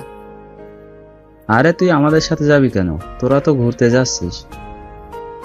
না বাবা, আমরা কোথাও যাচ্ছি না। দরকার হলে তন্নিকে তোমাদের সাথে নিয়ে যাও। দেখলাম তন্নি আমার দিকে আর চোখে তাকিয়ে আছে। তারপর মা বললেন, এটা কেমন কথা? তুই না কালকে বললি তোরা ঘুরতে যাবি? বলেছিলাম, বাট আর যাব না। আমার কাজ আছে, সবকিছু ক্যান্সেল করে দিয়েছি। তারপর বাবা তন্নিকে জিজ্ঞেস করলো ওনাদের সাথে যাবে কিনা। তন্নি না করে দিল। আমিও আর কিছু না বলে সোজা রুমে চলে গেলাম। বিকেলবেলা আর অফিসে গেলাম না। সেদিন বিকেলবেলা সানি আর আইমানের সাথে আড্ডা দিলাম অনেকক্ষণ। এর মধ্যে আইমান আমাকে বলল, এই জুয়েল, তুই কি তোকে মেনে নিয়েছে নাকি এখনো পাগলামি করে? আমি টেনশনে পড়ে গেলাম। সত্যি বলবো নাকি মিথ্যা বলবো চিন্তা করতেছি। আর চুপ করে থাকা দেখে সানি বলল, আমরা সব জানি, তবুও তোর মুখ থেকে শুনতে চাই। তাহলে আমরা নিজেরা কিছু করে সবকিছু ঠিকঠাক করতে পারবো মনে হয়। সানি আর আইমানের কথা শুনে একটু শান্তি লাগলো। আসলেই বন্ধু ছাড়া কোনো কিছু হয় না। তারপর আমি পুরো ঘটনাগুলো ওদের দুজনকে বললাম। তারপর আমি সানিকে বললাম, এই সানি, ফারিয়া তো আমাদের বন্ধু, বাট তুই যে ওকে বিয়ে করেছিস, সে কি তোর সাথে এমন করে? আরে না, ও আমার অনেক কেয়ার করে। আরে সানি তো বাসর রাতেই বিড়াল মেরে ফেলেছে। এ কথা বলে সবাই হাসাহাসি শুরু করলাম। একটু পর আয়মান আমাকে বলল, জেল শোন, একটা বুদ্ধি দিই, আমার ধারণা 100% কাজে দিবে। আরে তাড়াতাড়ি বল। তুই আজ থেকে তন্নির কোনো কেয়ার করবি না, ওকে সব সময় এড়িয়ে যাবি, খারাপ ব্যবহার করবি, দেখবি সোজা হয়ে গেছে। আরে না, এটা কি করে হয়? আমি ওকে অনেক ভালোবাসি। আরে বেটা শোন, ভালোবাসি বলে লাভ হবে না, ওর মনেও ভালোবাসা আনতে হবে। তুই আজ থেকে ওকে এড়িয়ে যা, দেখবি ও ঠিক হয়ে যাবে। আচ্ছা, দেখি কি করা যায়। এরপর আমি বাসায় চলে যাই। রুমে ঢোকার সাথে সাথে তন্নির প্রশ্ন করা শুরু হয়ে গেল। কোথায় ছিলি এতক্ষণ? অফিসে ছিলাম। অফিস কি 12টা পর্যন্ত হয় নাকি? সেটা তো না জানলেও চলবে। আর আমি কি করব না করব, কোথায় যাব নাকি যাব না, সেটা তোকে বলতে হবে নাকি? আমাকে বলতে হবে না, এত রাত পর্যন্ত জেগে থাকতে আমি পারবো না। তোকে জেগে থাকতে কেউ বলছে নাকি? তুই ঘুমা। তুই আমার সাথে এইভাবে কথা বলতেছিস কেন? কিভাবে বলছি? সারাদিন অফিস করছি, বিরক্ত লাগছে, যা। ও, এখন তো বিরক্ত লাগবে, তাই না? চুপ করবি নাকি কানের নিচে 2টা দিব? কি, আমাকে মারবি? তোকে মারতে কি কারো পারমিশন লাগবে নাকি? চুপ কর, নইলে লাথি দিয়ে রুম থেকে বাহির করব। দেখলাম তন্নি চোখ মুখ লাল করে শুয়ে পড়ল। মনে মনে আয়মানকে ধন্যবাদ দিলাম। আসলে আপনারা যেমনটা দেখছেন, বাস্তবে আমি তেমন নই। এই ব্যবহারের মাধ্যমে যদি তন্নি ভালো হয়, সেই জন্যই এমন করতেছি। আমিও আর কিছু না বলে লাইট অফ করে দিয়ে সোফায় শুয়ে পড়লাম। সকালে ঘুম থেকে উঠে দেখলাম তন্নি বিছানায় নেই। আমি ফ্রেশ হয়ে নিচে গেলাম। দেখলাম তন্নি আব্বু আম্মুর ব্যাগ আর জিনিসগুলো রেডি করে দিচ্ছে। আমি যাওয়ার পর সবাই নাস্তা করতে বসলাম। মা বললেন, শোন, একটা কথা বলতাম। বলো। আমরা যাওয়ার পর তন্নি একটু ওর বাপের বাড়ি যাবে, তুই একটু দিয়ে আসিস। আমার সময় নেই, যে যাওয়ার সে একাই যাবে। আর বাপের বাড়ি থেকে কালকেই তো আসলো। আমরা যাওয়ার পর বাসায় তো কেউ থাকবে না, তুই থাকবি অফিসে, তাই বলছিলাম। দেখো, এত কিছু আমি বুঝি না, ও গেলে একাই যাবে। আর কিছু না বলে নাস্তা করে উঠে গেলাম। তারপর বাবা মাকে আমি বাস স্টপে দিয়ে আসলাম। বাসায় এসে দেখি তন্নি নেই। কল দিলাম, ধরতেছে না। আমিও আর কল না দিয়ে রেডি হয়ে অফিসে চলে গেলাম। দুপুরবেলা ক্যান্টিনে খাবার খেতে গেলাম। বাবা মাকে কল দিয়ে জিজ্ঞেস করলাম কত দূর গেছে। অনেকক্ষণ কথাবার্তা বলে কল কেটে দিলাম। হঠাৎ করে তন্নির কথা মনে পড়ল। আমি এবার তন্নিকে কল না দিয়ে শাশুড়িকে কল দিলাম। হ্যালো, আসসালামু আলাইকুম। ওয়ালাইকুম সালাম। বাবা কেমন আছো? আছি ভালো। আপনারা সবাই কেমন আছেন? আছি, সবাই ভালো। খাওয়া দাওয়া করছেন? তন্নি খেয়েছে? এই তো আমরা করতেছি, তুমি করছো? জি, নাস্তা করতেছি।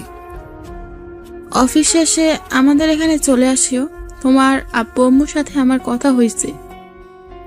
কিন্তু কোনো কিন্তু না, আমি বলছি তুমি চলে আসিও। আচ্ছা ঠিক আছে। কলটা কেটে দিলাম। তারপর সানিয়া রাইমানকে কল দিলাম। সবকিছু বললাম। ওরাও বলতেছে চালিয়ে যাওয়ার জন্য। রাত প্রায় 8টা। আমি ওদের বাসার সামনে গেলাম। তন্নিকে কল দিব চিন্তা করলাম, কিন্তু দিলাম না। কলিং বেল দেওয়ার সাথে সাথে তন্নি এসে দরজা খুলে দিয়ে গেছে। মনে হয় আমার জন্যই ওয়েট করতেছিল। আমি শ্বশুর শাশুড়ির সাথে কথা বলে তন্নির রুমে গেলাম। আমার সাথে কোনো কথা বলতেছে না। আমি ওয়াশরুমে গিয়ে ফ্রেশ হয়ে আসলাম। একটু পর শাশুড়ি এসে খাওয়ার জন্য ডেকে গেল। আমিও সোজা নিচে চলে গেলাম। খাওয়া দাওয়া করে বাইরে বের হলাম। আব্বুকে কল দিলাম। অনেকক্ষণ কল দিয়ে কথা বললাম। তারপর বাসায় আসলাম। রুমে যাওয়ার সাথে সাথে তন্নি অনেক জোরে দরজাটা লাগিয়ে দিল। কি রে, এত জোরে দরজা দিলি কেন? তুই এখানে কেন আসছিস? মানে কি? তোর মাই তো বলল। মা বললে আসতে হবে নাকি? দেখ, বেশি কথা বলবি না। তোরে দেখলেই আমার রাগ হয়। যা শুয়ে পড়। তুই আমার রুম থেকে বের হ। তুই কি আমাকে অপমান করছিস? ধরে নে তাই, তুই আমার রুমে থাকতে পারবি না। ভুলে গেছিস সবসময় আমার রুমেই থাকিস এন্ড আমার খাটে? তুই কি যাবি নাকি গলা ধাক্কা দিব? আমি আর কিছু না বলে বের হয়ে গেলাম। চিন্তা করলাম নিজের বাসায় চলে যাব, কিন্তু এত রাতে যাওয়া রিস্কি হয়ে যাবে। তাছাড়া শ্বশুর শাশুড়িও খারাপ মনে করবে। আর কিছু চিন্তা না করে সোজা নিচে চলে গেলাম। সময় যাচ্ছে না কিছুতেই। তারপর গিয়ে গেস্ট রুমের সোফায় গিয়ে শুয়ে পড়লাম। সকালবেলা শাশুড়ির ডাকে ঘুম ভাঙলো। আমাকে সোফায় দেখে উনি বলল, কি বাবা, তুমি সোফায় কেন ঘুমিয়েছো? রুমে যাওনি? আমি কিছু বলতে যাব এমন সময় তন্নি কোথা থেকে তার আম্মুকে বলে, আম্মু তোমার জামাই কি করেছে জানো? কি করেছে? কাল রাতে আমাকে গান শোনানোর জন্য বলেছিলাম, সে শোনায়নি, তাই শাস্তি দিয়েছি যে আমার সাথে আজকে ঘুমাতে পারবে না। আমি তো পুরো টাসকে খেয়ে বসে আছি। ফকিন্নি কত বড় মিথ্যা কথা বলল। বাহ, কি সুন্দর নিজেকে বাঁচিয়ে নিল। তারপর শাশুড়ি আমাকে বলল, বাবা, আমার মেয়েটা গান পছন্দ করে, তুমি মাঝে মাঝে একটু গান শোনায়ও। আর তুইও, সামান্য একটা গানের জন্য বুঝি কেউ রুমে থাকতে দেয় না? আমি দুঃখ ভারাক্রান্ত একটা হাসি দিয়ে ওয়াশরুমে গিয়ে ফ্রেশ হয়ে নাস্তা করে অফিসে চলে গেলাম। একটু পর আমাদের অফিসের একটা কলিগ আমার রুমের সামনে আসলো। হ্যালো স্যার, আসতে পারি? আরে আদিবা, আসো আসো। Thanks sir. কিছু বলবে? বলছিলাম কি স্যার, আগামী সপ্তাহে আমি একটু বাড়ি যাব, আমার চাচাতো ভাইয়ের বিয়ে। ও আচ্ছা, ছুটি লাগবে এই তো? জি স্যার। কতদিন লাগবে? স্যার 7 দিন হলে ভালো হতো। আচ্ছা ঠিক আছে, যাও দিলাম, ভালোভাবে যাবে। ধন্যবাদ স্যার। এরপরও দেখলাম আদিবা কিছু বলবে, কিন্তু বলছে না, শুধু ছটফট করছে। তাকে আমি বললাম, কি কিছু বলবে নাকি? আসলে স্যার একটা কথা বলার ছিল। সমস্যা নাই, বলো। স্যার এখানে তো আমার কেউ নেই, আপনাকে বড় ভাইয়ার মতো দেখি, যদি ভাই হিসেবে আমার একটু উপকার করতেন খুশি হতাম। আরে পাগল নাকি তুমি? কোনো সমস্যা নাই, তুমি নির্ভয় বলো। স্যার অনেকদিন পর বাড়ি যাচ্ছি তো, আব্বু আম্মুর জন্য কিছু শপিং করব আর কিছু জিনিস নেব। আপনি যদি বিকেলবেলা আমার সাথে একটু শপিং এ যেতেন অনেক উপকার হতো স্যার। আচ্ছা ঠিক আছে, যাব। ধন্যবাদ স্যার। একথা বলে আদিবা তার ডেস্কে চলে গেল। বিকেলবেলা আদিবার সাথে শপিং মলে গেলাম, অনেক কিছু নিলাম, ওর বাবার জন্য, ওর মায়ের জন্য। অনেক কেনাকাটা করার পর আদিবা একটা কসমেটিক্সের দোকানে গেল। আমিও ওর পিছে পিছে গেলাম। আদিবার ব্যাগগুলো আমার কাছে ছিল। কসমেটিক্সের দোকানে যাওয়ার পর আমি আর আদিবা পাশাপাশি দাঁড়িয়েছিলাম। সেখানে গিয়ে বিশাল আকারে একটা শখ খেলাম। দেখলাম তন্নিও সেখানে তার বান্ধবীদের সাথে কি যেন কিনতেছে। আমাকে আদিবার সাথে দেখে আমার সামনে এসে বলে, মেয়েটা কে? ও আমার। পুরোটা বলার আগেই আমার গালে ঠাস করে একটা চর বসিয়ে চোখ মুখ লাল করে কাঁদতে কাঁদতে দোকান থেকে বের হয়ে গেল। তন্নি কয়েকটা বান্ধবী এসে আমাকে বলল, ছি ভাইয়া, বাসায় বউ রেখে বাইরে মেয়ে নিয়ে ঘুরেন, আপনার লজ্জা করে না? তারপর সবাই দোকান থেকে বের হয়ে গেল। লজ্জায় আমার পুরো মুখ লাল হয়ে গেল। খারাপটাই সবাই দেখলো, আসল কাহিনীটা কারো চোখে পড়ল না। তারপর আমি আর আদিবাও বের হয়ে গেলাম। আদিবা আমাকে বলল, সরি স্যার, আমার জন্য আজকে আপনাকে অপমানিত হতে হয়েছে। আরে ধুর, এগুলো কিচ্ছু না। তোমার কি দোষ? কেউ তো আসল কথা জানে না, সেই জন্য রিয়াক্ট করতেছে। ম্যাডাম কিন্তু অনেক রাগ করেছে। এটা কোনো সমস্যা না, সব ঠিক হয়ে যাবে। স্যার একটা কথা বলতাম। বলো। ম্যাডামের নাম্বারটা আমাকে দিবেন, আমি সব বুঝিয়ে বলবো। আরে তুমি কল দিলে সে আরো বেশি রিয়াক্ট করবে, উল্টো তোমাকে অপমান করবে। সমস্যা নেই স্যার, আপনি নাম্বারটা আমাকে দিন, আর এটা ধরুন। কি এটাতে? স্যার আপনাদের বিয়েতে তো যেতে পারিনি, তাই ম্যাডামের জন্য আমার পক্ষ থেকে একটা গিফট। তুমি আবার এটা কখন কিনলে? সেটা আপনার না জানলেও চলবে, আপনি এটা নেন আর নাম্বারটা দিন। ধন্যবাদ, এই নাও নাম্বার। তারপর আমি নাম্বারটা দিয়ে দিলাম। গিফটটা নিয়ে আদিবাকে একটা রিকশায় উঠিয়ে দিয়ে আমি বাসায় চলে আসলাম। এসে গিফটটা খুলে দেখলাম একটা নীল শাড়ি, অনেক সুন্দর, তন্নিকে অসাধারণ লাগবে। এরপর আমার মাথায় একটা বুদ্ধি আসলো, ফারিয়াকে কল দিয়ে সবকিছু বলে দেই, কারণ তন্নি আজকের বিষয়টা ফারিয়ার সাথে শেয়ার করবে। আমি ফারিয়াকে কল দিয়ে সবকিছু বলে দিছি এবং এটাও বলে দিয়েছি যে এমনভাবে কথা বলবে যেন তন্নির প্রচুর রাগ হয়। বাসায় একা একা ভালো লাগছে না, আব্বু আম্মুও নাই, তন্নিও নাই। আমি তন্নিকে কল দিলাম, বাট নাম্বার বন্ধ। এরপর তন্নির আম্মুর কাছে কল দিলাম। হ্যালো, আসসালামু আলাইকুম। ওয়ালাইকুম সালাম। কেমন আছো বাবা? জি ভালো, আপনি? আছি মোটামুটি। তন্নি কোথায়? ওর নাম্বার বন্ধ কেন? কি জানি বাবা, বিকেলে কোথা থেকে কাঁদতে কাঁদতে এসে রুমের দরজা বন্ধ করে দিয়েছে। অনেকবার ডেকেছি, দরজা খুলছে না, কিছু খাচ্ছেও না। তোমার সাথে কি কিছু হয়েছে? না, আমার সাথে কিছু হয়নি। তো বাবা আজকে আমাদের বাসায় আসবে না? না, আজকে আসবো না। কেন বাবা? বাসায় তো কেউ নেই, এখানে তন্নিও একা, চলে আসো। না, একটু কাজ আছে। আচ্ছা ঠিক আছে, ভালো থাকবেন, পরে কথা হবে। এই কথা বলে আমি কলটা কেটে দিলাম। মনে মনে চিন্তা করলাম তন্নিও হয়তো আমাকে ভালোবেসে ফেলেছে, না হলে এত রিয়াক্ট করতো না। আয়মানের বুদ্ধিটা অনেক কাজে লাগছে। এভাবে কয়েকটা দিন চলে গেল, আমি তন্নিদের বাসায় যাই না। মাঝে মাঝে ওর মায়ের সাথে একটু একটু কথা হয়। প্রায় 10 দিন পর ওর মা আমাকে কল দেয়, তখন আমি অফিসে ছিলাম। হ্যালো, আসসালামু আলাইকুম। ওয়ালাইকুম আসসালাম। বাবা কেমন আছো? ভালো, আপনারা? আছি, সবাই ভালো। বাবা তুমি একটু আজকে আমাদের বাসায় আসতে পারবে? আসলে আমার তো একটু কাজ ছিল। কেন, কোনো সমস্যা হয়েছে নাকি? আসলে হয়েছে কি, আমার বড় বোন নাকি অনেক অসুস্থ। আমি আর তোমার শ্বশুর আব্বা ওখানে যাচ্ছি, তাই তুমি যদি এখানে থাকতে ভালো হতো। তন্নিকেও নিয়ে যান তাহলে। ও যেতে চাচ্ছে না, সেজন্য তো আমরা একটু টেনশনে আছি। সে একা একা বাসায় কিভাবে থাকবে? যদি তুমি একটু আসতে ভালো হতো। আচ্ছা ঠিক আছে, আপনারা যান, আমি সন্ধ্যার সময় আসব। এই কথা বলে কলটা কেটে দিলাম। কেমন জানি খুব খারাপ লাগছে আজকে। অনেকদিন পর ওর সাথে দেখা করতে যাচ্ছি। রাত প্রায় 8টার সময় ওদের বাসায় গেলাম। কলিং বেল বাজানোর সাথে সাথেই দরজা খুলে দিল। মনে হয় আমার জন্যই অপেক্ষা করছিল। ভিতরে গেলাম, দেখলাম চোখ মুখ লাল করে বসে আছে, দেখতে বাচ্চাদের মতো লাগছে। তারপর আমি বললাম, কেমন আছিস? তুই এখানে কেন আসছিস? আম্মা বলেছে তাই।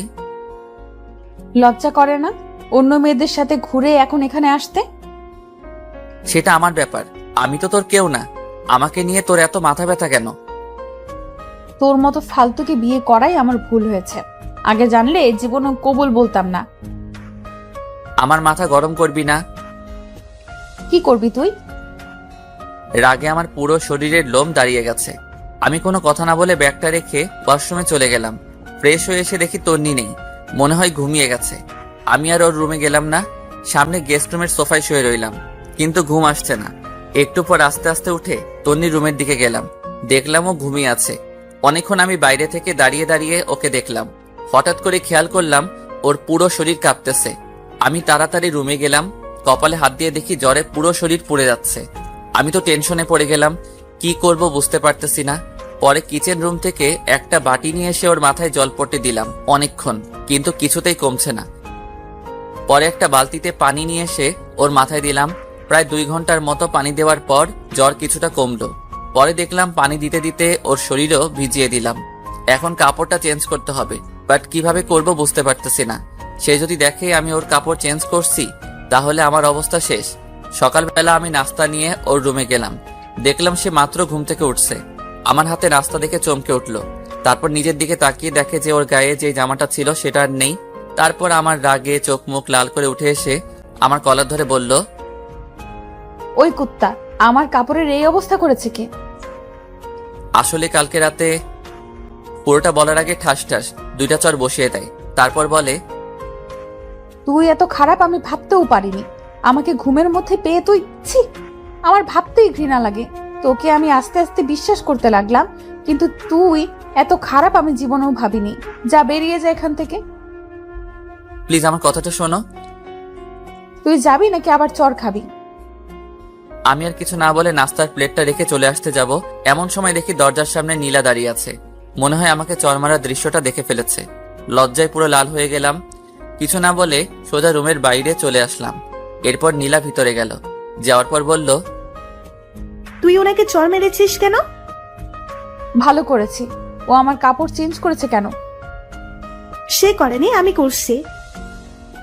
মানে? তুই জানিস কালকে রাতে তোর অনেক জ্বর আসছিল, উনি তোর মাথায় জলপট্টি দিয়েছে। জ্বর না কমার কারণে সারা রাত তোর মাথায় পানি দেয়, পানিগুলো তোর শরীরে গিয়ে পুরো শরীর ভিজে যায়, ঠান্ডা লেগে যাবে সেজন্য সকাল সকাল আমাকে কল দিয়ে আনে, আর আমি তোর কাপড় চেঞ্জ করি। আর তুই কিনা না জেনে ওনাকে জ্বর দিলি। তোর ভাগ্য অনেক ভালো যে ওনার মতো স্বামী পেয়েছিস। এই কথাগুলো বলে নীলা বাইরে চলে আসে। আমি তন্নির মাকে কল করে ওর অসুস্থতার কথা জানালাম। তারপর কিছু না বলে সোজা অফিসে চলে গেলাম। এরপর থেকে তন্নিকে আর কোনো কল দেই না, ওর আম্মুকেও দেই। মাঝে মাঝে ওর আম্মু কল দিলে খবর নেয়, জাস্ট এতটুকুই। কয়েকদিন পর বাবা মা চলে আসে, এসে আমাকে বলে, কিরে বৌমা কই? ওর বাপের বাড়ি। তা তুই কি এতদিন ওখানে ছিলি? না, মাঝে মাঝে যেতাম। চুপ করে বেয়াদব, তুই কি ভাবছিস আমি কোনো খোঁজ খবর রাখি না? ঘরে বউ রেখে অন্য মেয়ে নিয়ে ঘুরতে তোর লজ্জা করে না? বৌমা আমাকে সবকিছু জানিয়েছে। বাহ, ফকির নিজের দোষ না স্বীকার করে আমাকে ফাঁসিয়ে দিল। জানি বাবা এখন সত্য কথা বললে বিশ্বাস করবে না, তাই বলেও কোনো লাভ নেই। এরপর বাবা বললেন, এখন ওদের বাসায় যা, আর তন্নিকে তোর সাথে করে নিয়ে আসবি। কিন্তু বাবা এখন তো কোনো কিন্তু নয়, যেটা বলছি সেটা। এখন তো রাত হয়ে গেছে, এখন কিভাবে আনবো? কালকে সকালে নিয়ে আসলে হবে না? গর্দব, এখন আনতে কে বলেছে? এখন তুই যাবি, রাত থেকে কাল সকালে চলে আসবি। আমি কিছু বলতে যাব, এমন সময় বাবার দিকে খেয়াল করে দেখলাম রেগে আছে। আমি আর কিছু না বলে রেডি হয়ে ওদের বাসার উদ্দেশ্যে রওনা দিলাম। রাত প্রায় 9:30। আমি তন্নিদের বাসার সামনে দাঁড়িয়ে আছি। কলিং বেল দেওয়ার সাথে সাথে দেখলাম তন্নির মা এসে দরজা খুলে দিল। তারপর বলল, বাবা আসছো? পথে কোনো সমস্যা হয়নি তো? না, কোনো সমস্যা হয়নি। আচ্ছা বসো, খাওয়া দাওয়া করে নাও।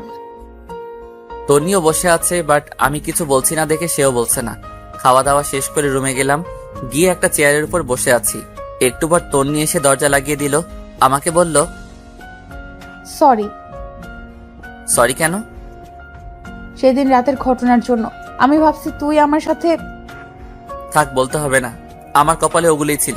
তুই ঘুমা, সকালে তাড়াতাড়ি যেতে হবে। তুই কোথায় ঘুমাবি? আমাকে নিয়ে তোর চিন্তা করতে হবে না, তুই ঘুমা। খাটে ঘুমা, আমি নিচে ঘুমাবো।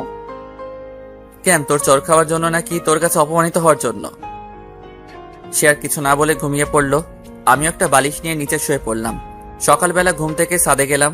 তন্নিও আমার পেছনে পেছনে গেল। দেখে মনে হচ্ছে কিছু একটা বলবে, বাট বলতে পারতেছে না। এরপর আমি বললাম, কিছু বলবি? তুই কি সত্যি আমাকে ভালোবাসিস? পাগল নাকি? তোরে কেন আমি ভালোবাসবো? মিথ্যা বললাম, দেখি ও কি রিয়াক্ট করে। তাহলে এতদিন যে বললি তুই আমাকে ভালোবাসিস? মিথ্যা বলেছি, তোর সাথে থাকার বা কথা বলার কোনো ইচ্ছাই আমার নেই। তাহলে আমাকে নিতে আসলি কেন? আব্বু আম্মু বলেছে তাই, না হলে জীবনেও আসতাম না। বাহ, ভালো তো, নতুন কাউকে পেয়ে গেছিস। এখন তো আর আমার দরকার নেই। তোর দরকার কখনো ছিল না, থাকবেও না। আদিবার সাথে আমি খুব ভালোই আছি। রাগানোর জন্য বললাম। তনি আর কিছু না বলে চোখ মুখ লাল করে কান্না করতে করতে নিচে চলে যায়। মনে মনে বন্ধু আইমানকে ধন্যবাদ দিতে লাগলাম, ওর বুদ্ধিটা কাজে লেগেছে। এইরকম জানলে আরো আগে থেকে ইগনোর করতাম। যাই হোক, একটু পর আমিও নিচে গেলাম। গিয়ে দেখি তন্নি চুপ করে বসে আছে।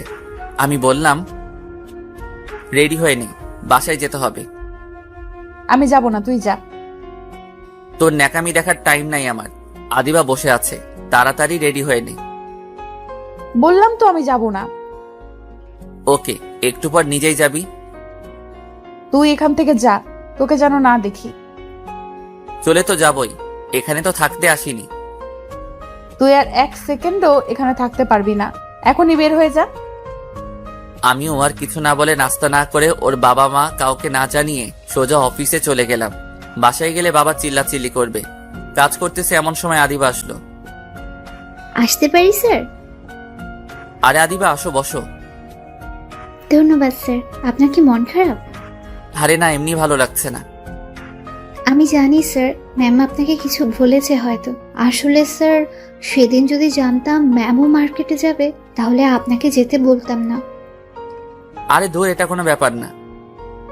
এমন সময় বাবা কল দিল। আদিবা উঠে চলে গেল। এই কই তুই? আমি তো অফিসে। তোকে না বললাম বৌমাকে নিয়ে বাসায় আসতে? ও আসবে না বলেছে, সেই জন্যই তো আমি অফিসে চলে আসছি। চুপ কর বেয়াদব। ও আসবে না বলেছে নাকি তুই নিয়ে আসিসনি? মানে আমি কেন নিয়ে আসবো না? চুপ হারামজাদা, তোর নিয়ে আমাকে সবকিছু বলেছে। তোর লজ্জা করে না ঘরে বউ রেখে অন্য মেয়েকে নিয়ে ঘুরতে? আরে তুমি এসব কি বলো, সবগুলা মিথ্যা কথা। চুপ কর, তোর নিয়ে আমাকে সবকিছু বলেছে। মেয়েটা কখন থেকে কান্না করতেছে। আমি আর কিছু না বলে কল কেটে দিলাম। দূর ফকিরনিটা বাবাকে আনিয়ে বানিয়ে কি বললো আল্লাহই জানে। নিজে সব দোষ করে এখন আমাকে ফাঁসাই দিছে। বিকেলবেলা আইমান কল দিল। কি রে দোস্ত, কি অবস্থা?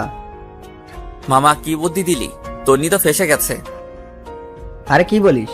আচ্ছা শোন, সন্ধ্যার সময় তুই আর তন্নি কফি শপে আসিস, কথা আছে। ধুর, আমি তন্নিকে নিয়ে আসতে পারবো না, তোরা বল আসতে। আচ্ছা ঠিক আছে বলবো, তুই অন্তত সাথে করে নিয়ে আসিস, সানিয়া আর ফারিয়াও থাকবে। আচ্ছা ঠিক আছে। এরপর বাসায় গেলাম, দেখলাম তন্নি রেডি হয়ে বসে আছে। আমাকে দেখে বলল, আইমান কিছু বলেছে? না কিছু বলেনি। কেন? কফি শপে যাওয়ার জন্য বলেছে। তো যা, আমাকে বলছিস কেন? তোকেও যেতে বলেছে। আমি যাব না, তুই যা। একসাথে যাওয়ার জন্য বলেছে, তুই না গেলে আমিও যাব না। মনে মনে তো আমার লাড্ডু পড়তেছে। আহা কি যে আনন্দ বলে বোঝাতে পারবো না। যাই হোক, বেশি মুড নিতে গেলে আবার দেখা যাবে যে একসাথে যাওয়াই হবে না। একটু পর আমি আর তন্নি বের হয়ে গেলাম। একটা রিক্সা নিলাম। এই প্রথম বিয়ের পর একসাথে রিক্সা নিয়ে ঘুরতেছি। যখন ওর সাথে ফ্রেন্ড হিসেবে ঘুরতাম রিক্সায়, কি মজাটাই না হতো। সবকিছু মনে পড়তে লাগলো। আমি রিক্সার একপাশে সরে বসে আছি, তন্নি বারবার আমার দিকে তাকাচ্ছে। একটু পর কফি শপে গেলাম, দেখলাম আইমান, সানিয়ার ফারিয়া বসে আছে। আমাদের দেখে বলল, বাহ, দুজনের এখন আসার সময় হলো। না রে, একটু কাজ ছিল তাই। বুঝি বুঝি, কি এমন কাজ? তন্নি গিয়ে ফারিয়াকে জড়িয়ে ধরলো। এদিকে আইমান আমাকে ইশারা দিতেছে, বলতেছে কাজ হচ্ছে। এমন সময় সানি বলল, দোস্ত শোন, তোরা থাক, আমাদের একটু কাজ আছে, যেতে হবে। সে কি, মাত্রই তো আসলাম, কফিটা খেয়ে যা। না রে, অনেক কাজ, সময় কম। আচ্ছা তুই যা, ফারিয়া থাকুক। না রে, ওরে ছাড়া আমার কোনো কাজ হয় না। ওর কপালে চুমু না খেয়ে কাজে মন বসে না। চুপ কর ফাজিল। আচ্ছা তোরা থাক, পরে কথা হবে। এ কথা বলে ফারিয়া আর সানি চলে গেল। আইমানও কেমন জানি ছটফট করতেছে। আমি বললাম, কিরে তোর আবার কি হইছে? আসলে দোস্ত, বাসায় একটা কাজ ফেলে এসেছি, এখনই বাসায় যাওয়া লাগবে। মানে কি, তোদের সবার কাজ আছে আগে বলতি? তোরা না বললি একসাথে কফি খাবি? তোরা খা, আমি একটু আসি। এ কথা বলে আইমানও চলে গেল। আমি আর তন্নি বসে আছি। একটু পর কফি আসলো, দুজনেই খেলাম। দুজনে নীরবতা ভেঙে তন্নি বলল, একটা কথা বলতাম। বলো। অনেকদিন কোথাও ঘুরি না, চল পার্কটাতে একটু ঘুরে আসি। আমিও কেন জানি ওর এই আবদারটা না রেখে পারলাম না। অনেকক্ষণ দুজন একসাথে হাঁটলাম, ভালো লাগলো। রাত প্রায় 8টা। বাসায় গেলাম, দেখলাম বাসায় কেউ নেই, কিন্তু দরজা খোলা। বাবা মা দুজনকে ডাক দিলাম, কারো কোনো সারা শব্দ নেই। তন্নিও ভয়ে কাঁদতেছে। একটু পর নীরবতা ভেঙে শুরু হলো আমাদের দুজনের মুখের উপরের স্প্রে মারা। আর সবাই একসাথে বলতে লাগলো, happy birthday Tonni, happy birthday to you. বাবা মা, সানিয়া, আইমান আর ফারিয়া সবাই একসাথে। দেখে তো আমরা পুরাই অবাক। আমি নিজেও ভুলে গেছি আজকে তন্নির জন্মদিন, কিন্তু বন্ধুগুলার মনে আছে। সেই জন্য তারা কফি শপ থেকে তাড়াতাড়ি চলে আসছে। তারপর বড় একটা কেক কাটা হলো। তন্নি সবার প্রথম আমাকে খাইয়ে দিয়েছে, আমিও খাইয়ে দিয়েছি। এক এক করে সবাই সবাইকে খাইয়ে দিয়েছে। এমন সময় তন্নি বলল, এতগুলো আয়োজন কে করেছে? সবাই একসাথে আমাকে দেখিয়ে দিল। আমি তো পুরাই টাসকি খেয়ে গেলাম। আমি নিজেই কিছু জানি না, আর ওরা বলছে আমি করছি। সেদিন সবাই একসাথে খাওয়া দাওয়া করে নিলাম, ওদের বাসায় যেতে দেইনি। আমি, সানিয়া, আইমান একসাথে ঘুমাইছি, ফারিয়া আর তন্নি একসাথে ঘুমাইছে। পরে যে যার মতো চলে গেল। আমিও অফিসে চলে গেলাম। দুপুরবেলা আদিবা আমার রুমে আসলো। স্যার আসতে পারি? আসো, বসো। স্যার একটা কথা বলতাম। অবশ্যই বলো। আসলে স্যার, আমার একজনের সাথে রিলেশন আছে। বাবা বিয়ের জন্য চাপ দিচ্ছিল, তাই আমি বাবাকে ফাহাদের কথা বলেছি। ফাহাদ আমার বয়ফ্রেন্ড। বাবা বলেছে ওকে নিয়ে বাবার সাথে দেখা করার জন্য। যদি আজকে বিকেলের জন্য আমাকে ছুটি দিতেন উপকার হতো খুব। আরে এটা কোনো কথা? তুমি আমাকে আগে বলবে না? ওকে যাও, দিলাম। ধন্যবাদ স্যার। আদিবা একটু কষ্ট করতে পারবে? জি স্যার, বলুন। তোমার পাশের আলমারিটার উপর একটা হলুদ রঙের ফাইল আছে, যদি একটু কষ্ট করে দিতে উপকার হতো। এতে কষ্টের কি আছে? এ কথা বলে আদিবা উঠে ফাইলটা নিতে গেল। আলমারি উঁচু হওয়ার কারণে সে একটু উপরের দিকে উঠে পায়ের আঙুলের উপর ভর করে ফাইলটা নিতে যাবে, এমন সময় পা স্লিপ করে উল্টে যেতে লাগলো। আমি তাড়াতাড়ি উঠে ওকে ধরে ফেললাম, আর এমন সময় তন্নি এসে উপস্থিত। আমাদের একসাথে দেখেই চিৎকার দিয়ে উঠলো। দেখলাম হাতে একটা টিফিন বাটি, মনে হয় দুপুরের খাবার নিয়ে আসছে। কেন যে আদিবাকে ফাইলটার কথা বললাম? যদি না বলতাম তাহলে তন্নি হয়তো কিছু দেখতো না। আমি আদিবাকে ছেড়ে দিলাম। তন্নি রাগে চোখ মুখ লাল করে আমাকে বলল, ছি, তুই এত খারাপ? প্লিজ তুই শান্ত হ, আমার কথা শোন। কি শুনবো? নিজের চোখেই তো সবকিছু দেখলাম। প্লিজ তুই আমার কথাটা শোন। চুপ কর, তোর মতো ফালতুর সাথে আমি কোনো কথাই বলবো না। ভেবেছিলাম তুই সত্যি আমাকে ভালোবাসিস, আমিও আস্তে আস্তে তোকে ভালোবেসে ফেললাম, কিন্তু তুই অন্য মেয়ের সাথে। ছি। আমি কিছু বলতে যাব এমন সময় আদিবা বলল, নেন, শুনেন, আপনার ধারণা ভুল। তুমি চুপ করো, লজ্জা করে না অন্যের স্বামীর সাথে এসব করতে? যত সব ফালতু। ম্যাম, আপনি আমাকে যা ইচ্ছে বলতে পারেন, কিন্তু স্যারকে কিছু বলবেন না। স্যারের কোনো দোষ নেই। চুপ করো তুমি। সেদিন তো শপিং করতেও দেখেছি তোমাদের, আবার বড় বড় কথা বলছো। লজ্জা করে না? ম্যাম, আপনাকে সেদিন রাতে আমি অনেকবার কল দিয়েছি সত্যিটা বলার জন্য, বাট আপনিই কল ধরেননি। সেদিন আমি স্যারকে জোর করে শপিং করতে নিয়ে গেছি। আসলে এখানে আমার কেউ নেই, স্যারকে ভাই ডেকেছি। একটা কাজিনের বিয়ে ছিল, প্রায় 6 মাস পর বাড়ি যাচ্ছি, তাই বাবা মায়ের জন্য কিছু জিনিস কিনতে যাচ্ছিলাম, আর আপনি সেখানে আমাদের দেখে ফেললেন। স্যারকে সবার সামনে চড় দিলেন। জানেন সেদিন আপনার জন্য একটা নীল শাড়ি আমি কিনেছিলাম। স্যার অনেকবার বলেছিল আপনাকে নাকি নীল শাড়িতে ভালো মানায়। আপনাদের বিয়েতে না যেতে পারে একটা নীল শাড়ি আমি আপনার জন্য কিনে স্যারকে দিয়েছিলাম। বিনিময়ে আপনি স্যারকে চড় দিয়েছেন, নয়তো অপমান করেছেন। সেদিনের কথা বাদ দাও, আজকেরটা তো আমি নিজের চোখেই দেখলাম। আজকে কি ছিল তাহলে? আমার একজনের সাথে রিলেশন আছে, বাবা চাইছে তাকে বাবার সাথে পরিচয় করিয়ে দেওয়ার জন্য। আমি স্যারের কাছে এসেছি বিকেলবেলা ছুটি দেওয়ার জন্য। স্যার আমাকে ছুটি দিয়েছে। আমি চলে যাওয়ার সময় স্যার ফাইলটা দিতে বললেন।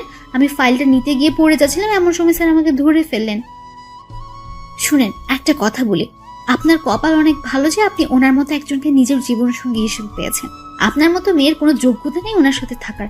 নিজেকে তো অনেক কিছু মনে করেন, এগুলো বাদ দিয়ে ভালো হওয়ার চেষ্টা করুন। আদিবা এ কথাগুলো তন্নিকে বলে চলে গেল। দেখলাম তন্নির চোখে পানি চলে আসছে। আমি এতক্ষণ কিছুই বললাম না, চুপচাপ দাঁড়িয়ে দুজনের কথা শুনছিলাম। আদিবার কথাগুলো অনেক ভালো লাগলো। মনে মনে কয়েকবার ধন্যবাদ জানালাম। একটু পর তন্নি আমার দিকে তাকালো, চোখ মুখ লাল হয়ে আছে। তারপর আমাকে বলল, নিজেকে খুব চালাক মনে করিস তাই না? মানে? তুই কি ভাবছিস আমি কিছুই জানি না? কি জানিস তুই? এই যে এতদিন অবহেলার নাটক করেছিস, আমার সাথে খারাপ ব্যবহার করেছিস, নিজেকে হিরো ভাবছিস। মনে মনে ভাবলাম তন্নিকে এগুলো আবার কে বলে দিছে, শালা আইমাইন না বলে দিল নাকি? এরপর আমি বললাম, এগুলো সব মিথ্যা কথা, আমি যা করেছি মন থেকে করেছি। তোকে এই কথাগুলো কে বলেছে? তুই কি ভাবছিস এরা শুধু তোর ফ্রেন্ড? আমার ফ্রেন্ড না, পারি আমাকে সবকিছু বলেছে। শালার মেয়েদের পেটে কিছুই হজম হয় না, কি দরকার ছিল তন্নিকে এগুলো বলার? তারপর আমি বললাম, তোকে এই কথাগুলো ফারিয়া বলেছে? দেখ ওর কি হাল করি। কি করবি তুই ফারিয়ার? এ কথা বলে আস্তে আস্তে এগোতে লাগলো। আমি বললাম, কি ব্যাপার, তুই এদিকে কেন আসছিস? কেন এসেছি তাই না? দেখ একদম কাছে আসবি না, আমি কিন্তু চিল্লাচিল্লি করব। কর চিল্লা চিল্লি, দেখি কে আসে। আমি পিছাইতে পিছাইতে দেওয়ালের সাথে লেগে গেছি। এ কি করছিস তুই? বলার আগেই ঠোঁট দিয়ে আমার ঠোঁট চেপে ধরলো। আমার পুরো শরীরের লোম দাঁড়িয়ে গেল। কিছুক্ষণ এভাবে থাকার পর আমি তন্নিকে একটু দূরে সরিয়ে দিলাম। বললাম, এই তুই কি পাগল? এটা আমার অফিস, বেডরুম না। যদি কেউ দেখে ফেলতো? দেখুক, তাতে আমার কি? খাইছিস? মাত্রই তো খাইলাম। আর দূর এটা না, দুপুরে খাইছিস? না, তোর জন্য রান্না করে নিয়ে আসছি। তুই করছিস নাকি আম্মা করছে? দুজনেই করছি। তুই এত কথা বলছিস কেন? আচ্ছা ঠিক আছে, বলবো না। তুই ফ্রেশ হয়ে আয়, একসাথে খাবো। ওকে। এরপর তন্নি ওয়াশরুমে চলে গেল। আমি মনে মনে ভাবছি অবশেষে তন্নি লাইনে আসলো। হারামি বন্ধুগুলো না থাকলে হয়তো কিছুই সম্ভব হতো না। একটু পর তন্নি বাইরে আসলো। আমি একটা প্লেটে ভাত দিয়ে তাকে বললাম, এই ধর, খেয়ে নে। আমি খাবো না। কি আজীব, তুই না একটু আগে বললি খাবি? এভাবে খাবো না। তো কিভাবে খাবি? যদি কেউ একজন খাইয়ে দেয় তাহলে খাবো। আমি আর কিছু না বলে ওকে খাইয়ে দিলাম, নিজেও খেয়ে নিলাম। খাওয়া দাওয়া শেষে তন্নিকে বাসায় পাঠিয়ে দিলাম। তন্নি চলে যাওয়ার পর ফাইলটা নিলাম। এমন সময় আইমানের কল। দোস্ত কি অবস্থা? আরে মামা, কি বুদ্ধি দিলি! তন্নি তো পুরো ফিদা হয়ে গেছে। আরে কি বলিস? আর তন্নির জন্মদিনে এত বড় একটা সারপ্রাইজ দেওয়ার জন্য ধন্যবাদ। আমি ভুলেই গেছিলাম ওর জন্মদিন। আরে মামা, সারপ্রাইজের কি দেখলা?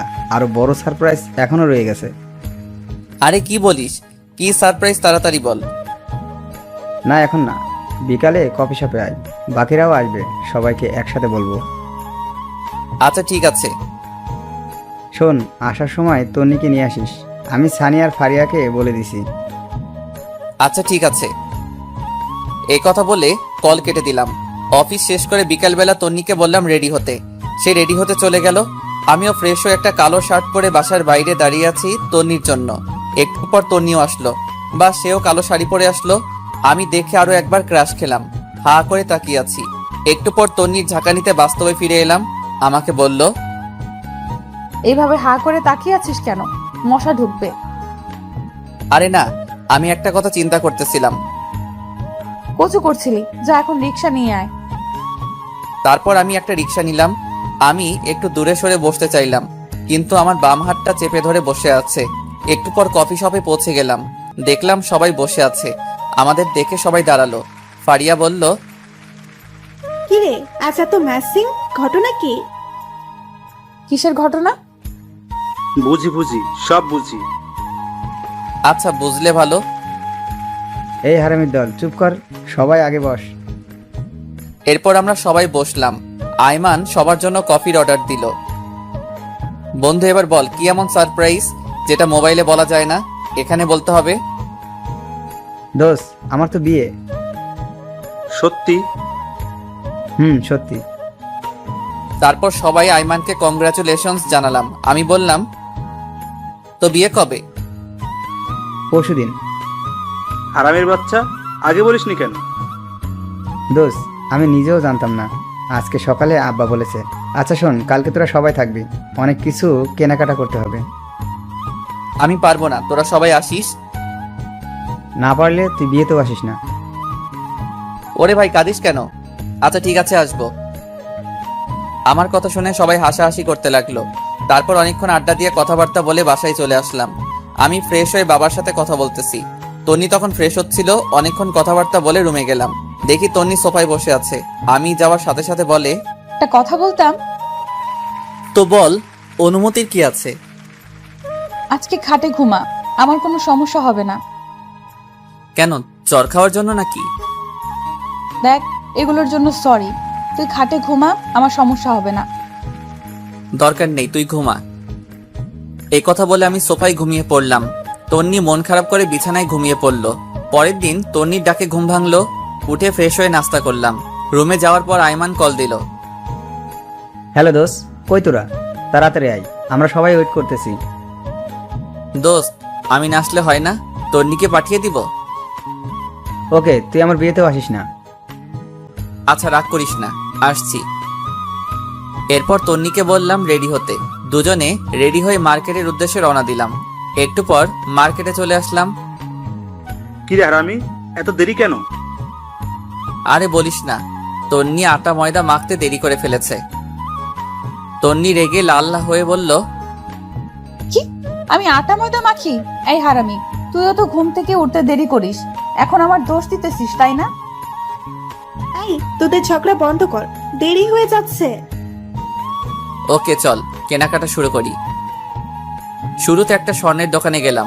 তন্নি আর ফারিয়া দুজনে আইমানের বউয়ের জন্য গয়না পছন্দ করতেছে। অনেক ঘাটাঘাটির পর অনেকগুলো স্বর্ণের জিনিস নিল। তন্নি একটা নেকলেস নিয়ে বারবার নিজের গলায় জড়িয়ে দেখতে লাগলো। আমি খেয়াল করে দেখেছি, মনে হয় ওর পছন্দ হয়েছে, কিন্তু কিছু বলছে না, আমার দিকে বারবার তাকাচ্ছে। আমি দেখেও না দেখার ভান করে সানির সাথে কথা বলতেছি। একটু পর শাড়ির দোকানে গেলাম। সবার জন্য শাড়ি কিনলো। আইমানের মা, বোন, খালা আরো অনেকের জন্য কেনা হলো। তন্নি একটা নীল শাড়ি নিজের গায়ে জড়িয়ে আমাকে বলল, এই জুয়েল, বল। শাড়িটা খুব সুন্দর তাই না? আমাকে ভালো মানিয়েছে। তো এখন কি করব? না, এমনি বললাম। বাহ, ফকিনি সবকিছুই ঠিক করে নিয়েছে।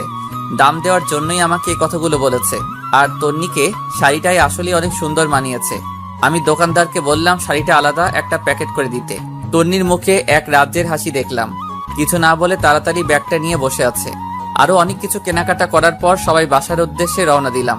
আমরা সানি আর আইমানের কাছ থেকে বিদায় নিয়ে একটা রিক্সা নিলাম। একটু পথ যাওয়ার পর রিক্সাওয়ালাকে বললাম, মামা একটু দাঁড়ান। এই তোর আবার কি হলো? তুই বসে থাক, আমি একটু আসছি। এ কথা বলে আমি আবার মার্কেটে গেলাম। গিয়ে তন্নির পছন্দ করা নেকলেসটা কিনে নিলাম। দাম বেশি হওয়ায় ক্যাশ টাকা দিতে পারিনি। ওর বিকাশ নাম্বার নিয়ে একটা কলিগকে বলে টাকা পাঠিয়ে দিলাম। একটু পর রিক্সায় আসলাম। কিরে, কোথায় গিয়েছিলি? সেটা তো না জানলেও চলবে। এই মামা চলেন। বাসার সামনে এসে আমি তন্নিকে উপরে পাঠিয়ে দিলাম। রিক্সা ভাড়া দিয়ে আমি উপরে আসলাম। দেখলাম তন্নি রুমে নেই, মনে হয় ওয়াশরুমে গেছে। আমি নেকলেসটা ওর ড্রয়ারে রেখে দিয়েছি। তন্নি ওয়াশরুম থেকে বের হলো, খুব হাসি খুশি লাগছে। তারপর নিচে গিয়ে খাওয়া দাওয়া করে আগের দিনের মতো সোফায় শুয়ে পড়লাম। তন্নি কিছু বলতে গিয়েও বলেনি। পরের দিন আইমানের বিয়ে, সকাল থেকে শুধু কল দিচ্ছে। আমি ঘুম থেকে উঠে দেখি তন্নি মায়ের সাথে রান্নাঘরে কাজ করছে। কিছু না বলে ফ্রেশ হতে চলে গেলাম। একটু পর নাস্তা করে রেডি হয়ে তন্নিকে বললাম তাড়াতাড়ি রেডি হতে, আমরা বিয়েতে যাব, আর অনেক কাজ আছে। তন্নি হ্যাঁ সূচক ইশারা দিয়ে রেডি হতে চলে গেল। আমি বাইরে গিয়ে দাঁড়িয়ে আছি। একটু পর তন্নি রেডি হয়ে আসলো। আমি তো দেখে আবার ক্রাশ খাইলাম। কালকের সে শাড়িটা পরেছে, আবার গলায় নেকলেসটাও পরেছে, পায়ে হাই হিল, হালকা লিপস্টিক। উপস, মাথা নষ্ট করে দিচ্ছে। আমি হা করে তাকিয়ে আছি। একটু পর বুঝলাম কেউ একজন আমাকে ধাক্কা দিচ্ছে। কিরে, অমন হা করে কি দেখছিস? মনে হয় আগে কোনোদিন আমাকে দেখিসনি। দেখেছি, তবে আজকে একটু অন্যরকম লাগছে। তন্নি লজ্জায় লাল হয়ে যায়। দেখতে আরো বেশি কিউট লাগছে। তারপর একটা রিক্সা নিয়ে রওনা দিলাম। তন্নি আমার বাম হাতটা চেপে রেখেছে। একটু পর বলল, ধন্যবাদ। হঠাৎ ধন্যবাদ? এই যে আমার পছন্দের নেকলেসটা নিলি তাই।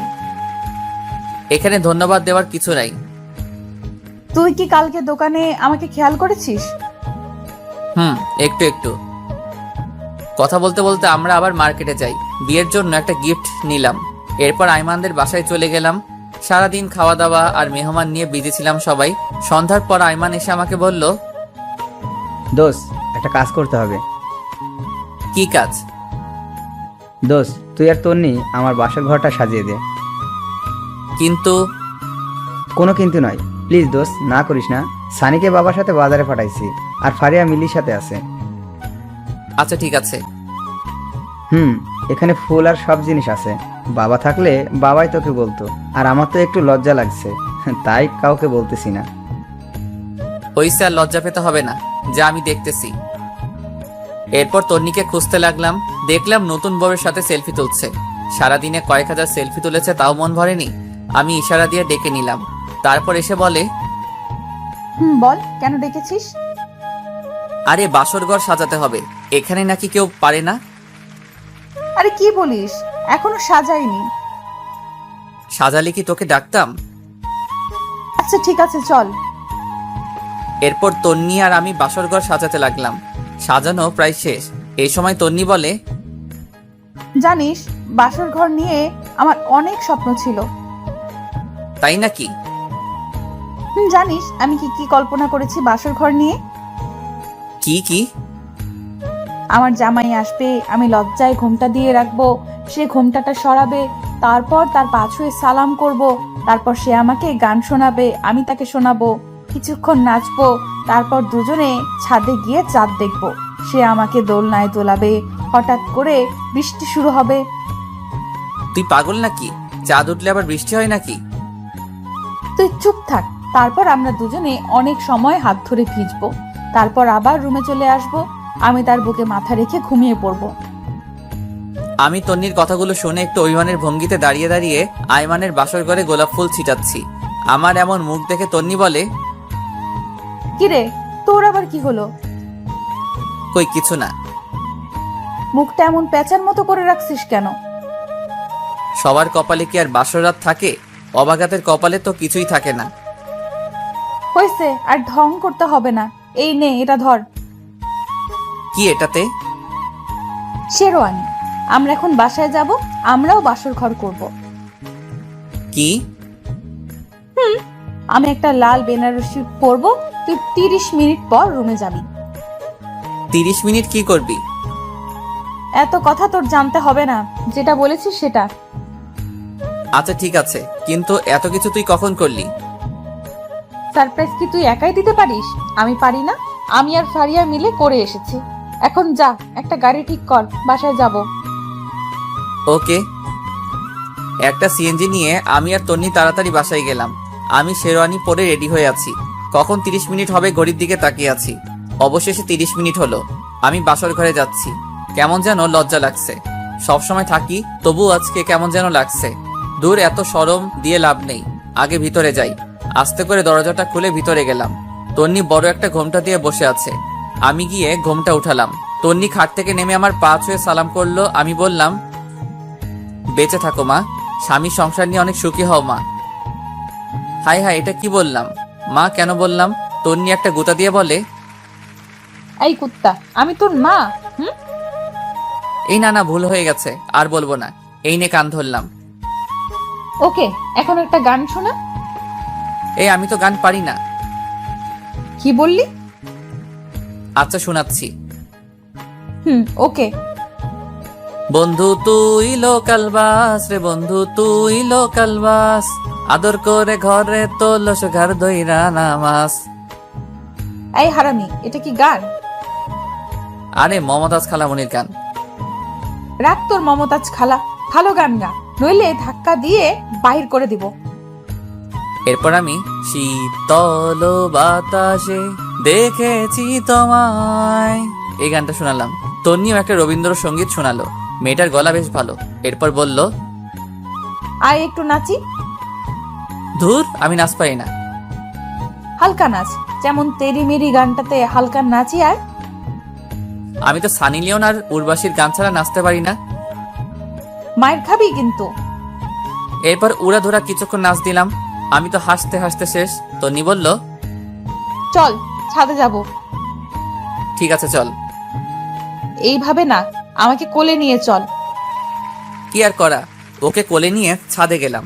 একটু পর বললাম, এই তুই কি খাস? ওরে আল্লাহ, এত ওজন তুই! আর একটু হলে তো মারাই যেতাম। তন্নি কিছু না বলে আমার একটা হাত ধরে হাঁটতে লাগলো। আমারও অসম্ভব ভালো লাগা শুরু হলো। এরপর আমি তন্নিকে কোলে নিয়ে পুরো ছাদ ঘুরলাম। একটু পর শুরু হলো ঝুম বৃষ্টি। তন্নির ইচ্ছাটা উপরওয়ালা পূরণ করে দিল। দুজনে অনেক সময় ভিজলাম। হঠাৎ একটা বাজ পড়ার সাথে সাথে তন্নি আমাকে জড়িয়ে ধরলো। এভাবে কিছুক্ষণ চলার পর দুজনে নিচে চলে আসলাম। তন্নি ভেজা কাপড় চেঞ্জ করে আসলো, আমিও আসলাম। একটু পর বললাম, এই শোন, আমরা ফ্রেন্ড ছিলাম ঠিক আছে, কিন্তু এখন তো স্বামী স্ত্রী হয়ে গেছি। এখন আর তুই করে বলবো না, তুমি করে বলবো। ধুর না, আমি তুই করেই বলবো। কিন্তু কেন? আচ্ছা ঠিক আছে, সবার সামনে তুমি করে বলবো, আর এমনিতে তুই করে বলবো। আচ্ছা ঠিক আছে। আচ্ছা শোন, আমার না অনেক ইচ্ছা আমার টুইন বেবি হবে। তাই নাকি? তাহলে তো আমাকে ডাবল কষ্ট করতে হবে। কেন? একটা ছেলের জন্য যে কষ্ট করতে হবে, দুজনের জন্য তো ডাবল কষ্ট করতে হবে, তাই না? এই, তোর মতলব কিন্তু আমি বুঝে গেছি। তাই নাকি? তাহলে তো ভালো। এই খবরদার কাছে আসবি না। আসলে কি হবে শুনি? আমি আস্তে আস্তে আগাতে লাগলাম আর তন্নি পিছাতে লাগলো। পিছাতে পিছাতে একসময় খাটের উপর গিয়ে পড়ে যায়। তন্নি লজ্জায় লাল হয়ে যায়, একটা কাপড় দিয়ে মুখ ঢেকে ফেলে। আমি কাপড়টা সরিয়ে ওর মিষ্টি মাখা ঠোঁটে আস্তে করে আমার ঠোঁট বসাই দিলাম। তারপর দুজনে হারিয়ে গেলাম অজানা এক রাজ্যে। থামেন, অনেক কিছু দেখে ফেলেছেন, এবার আমাদের একটু একা থাকতে দেন।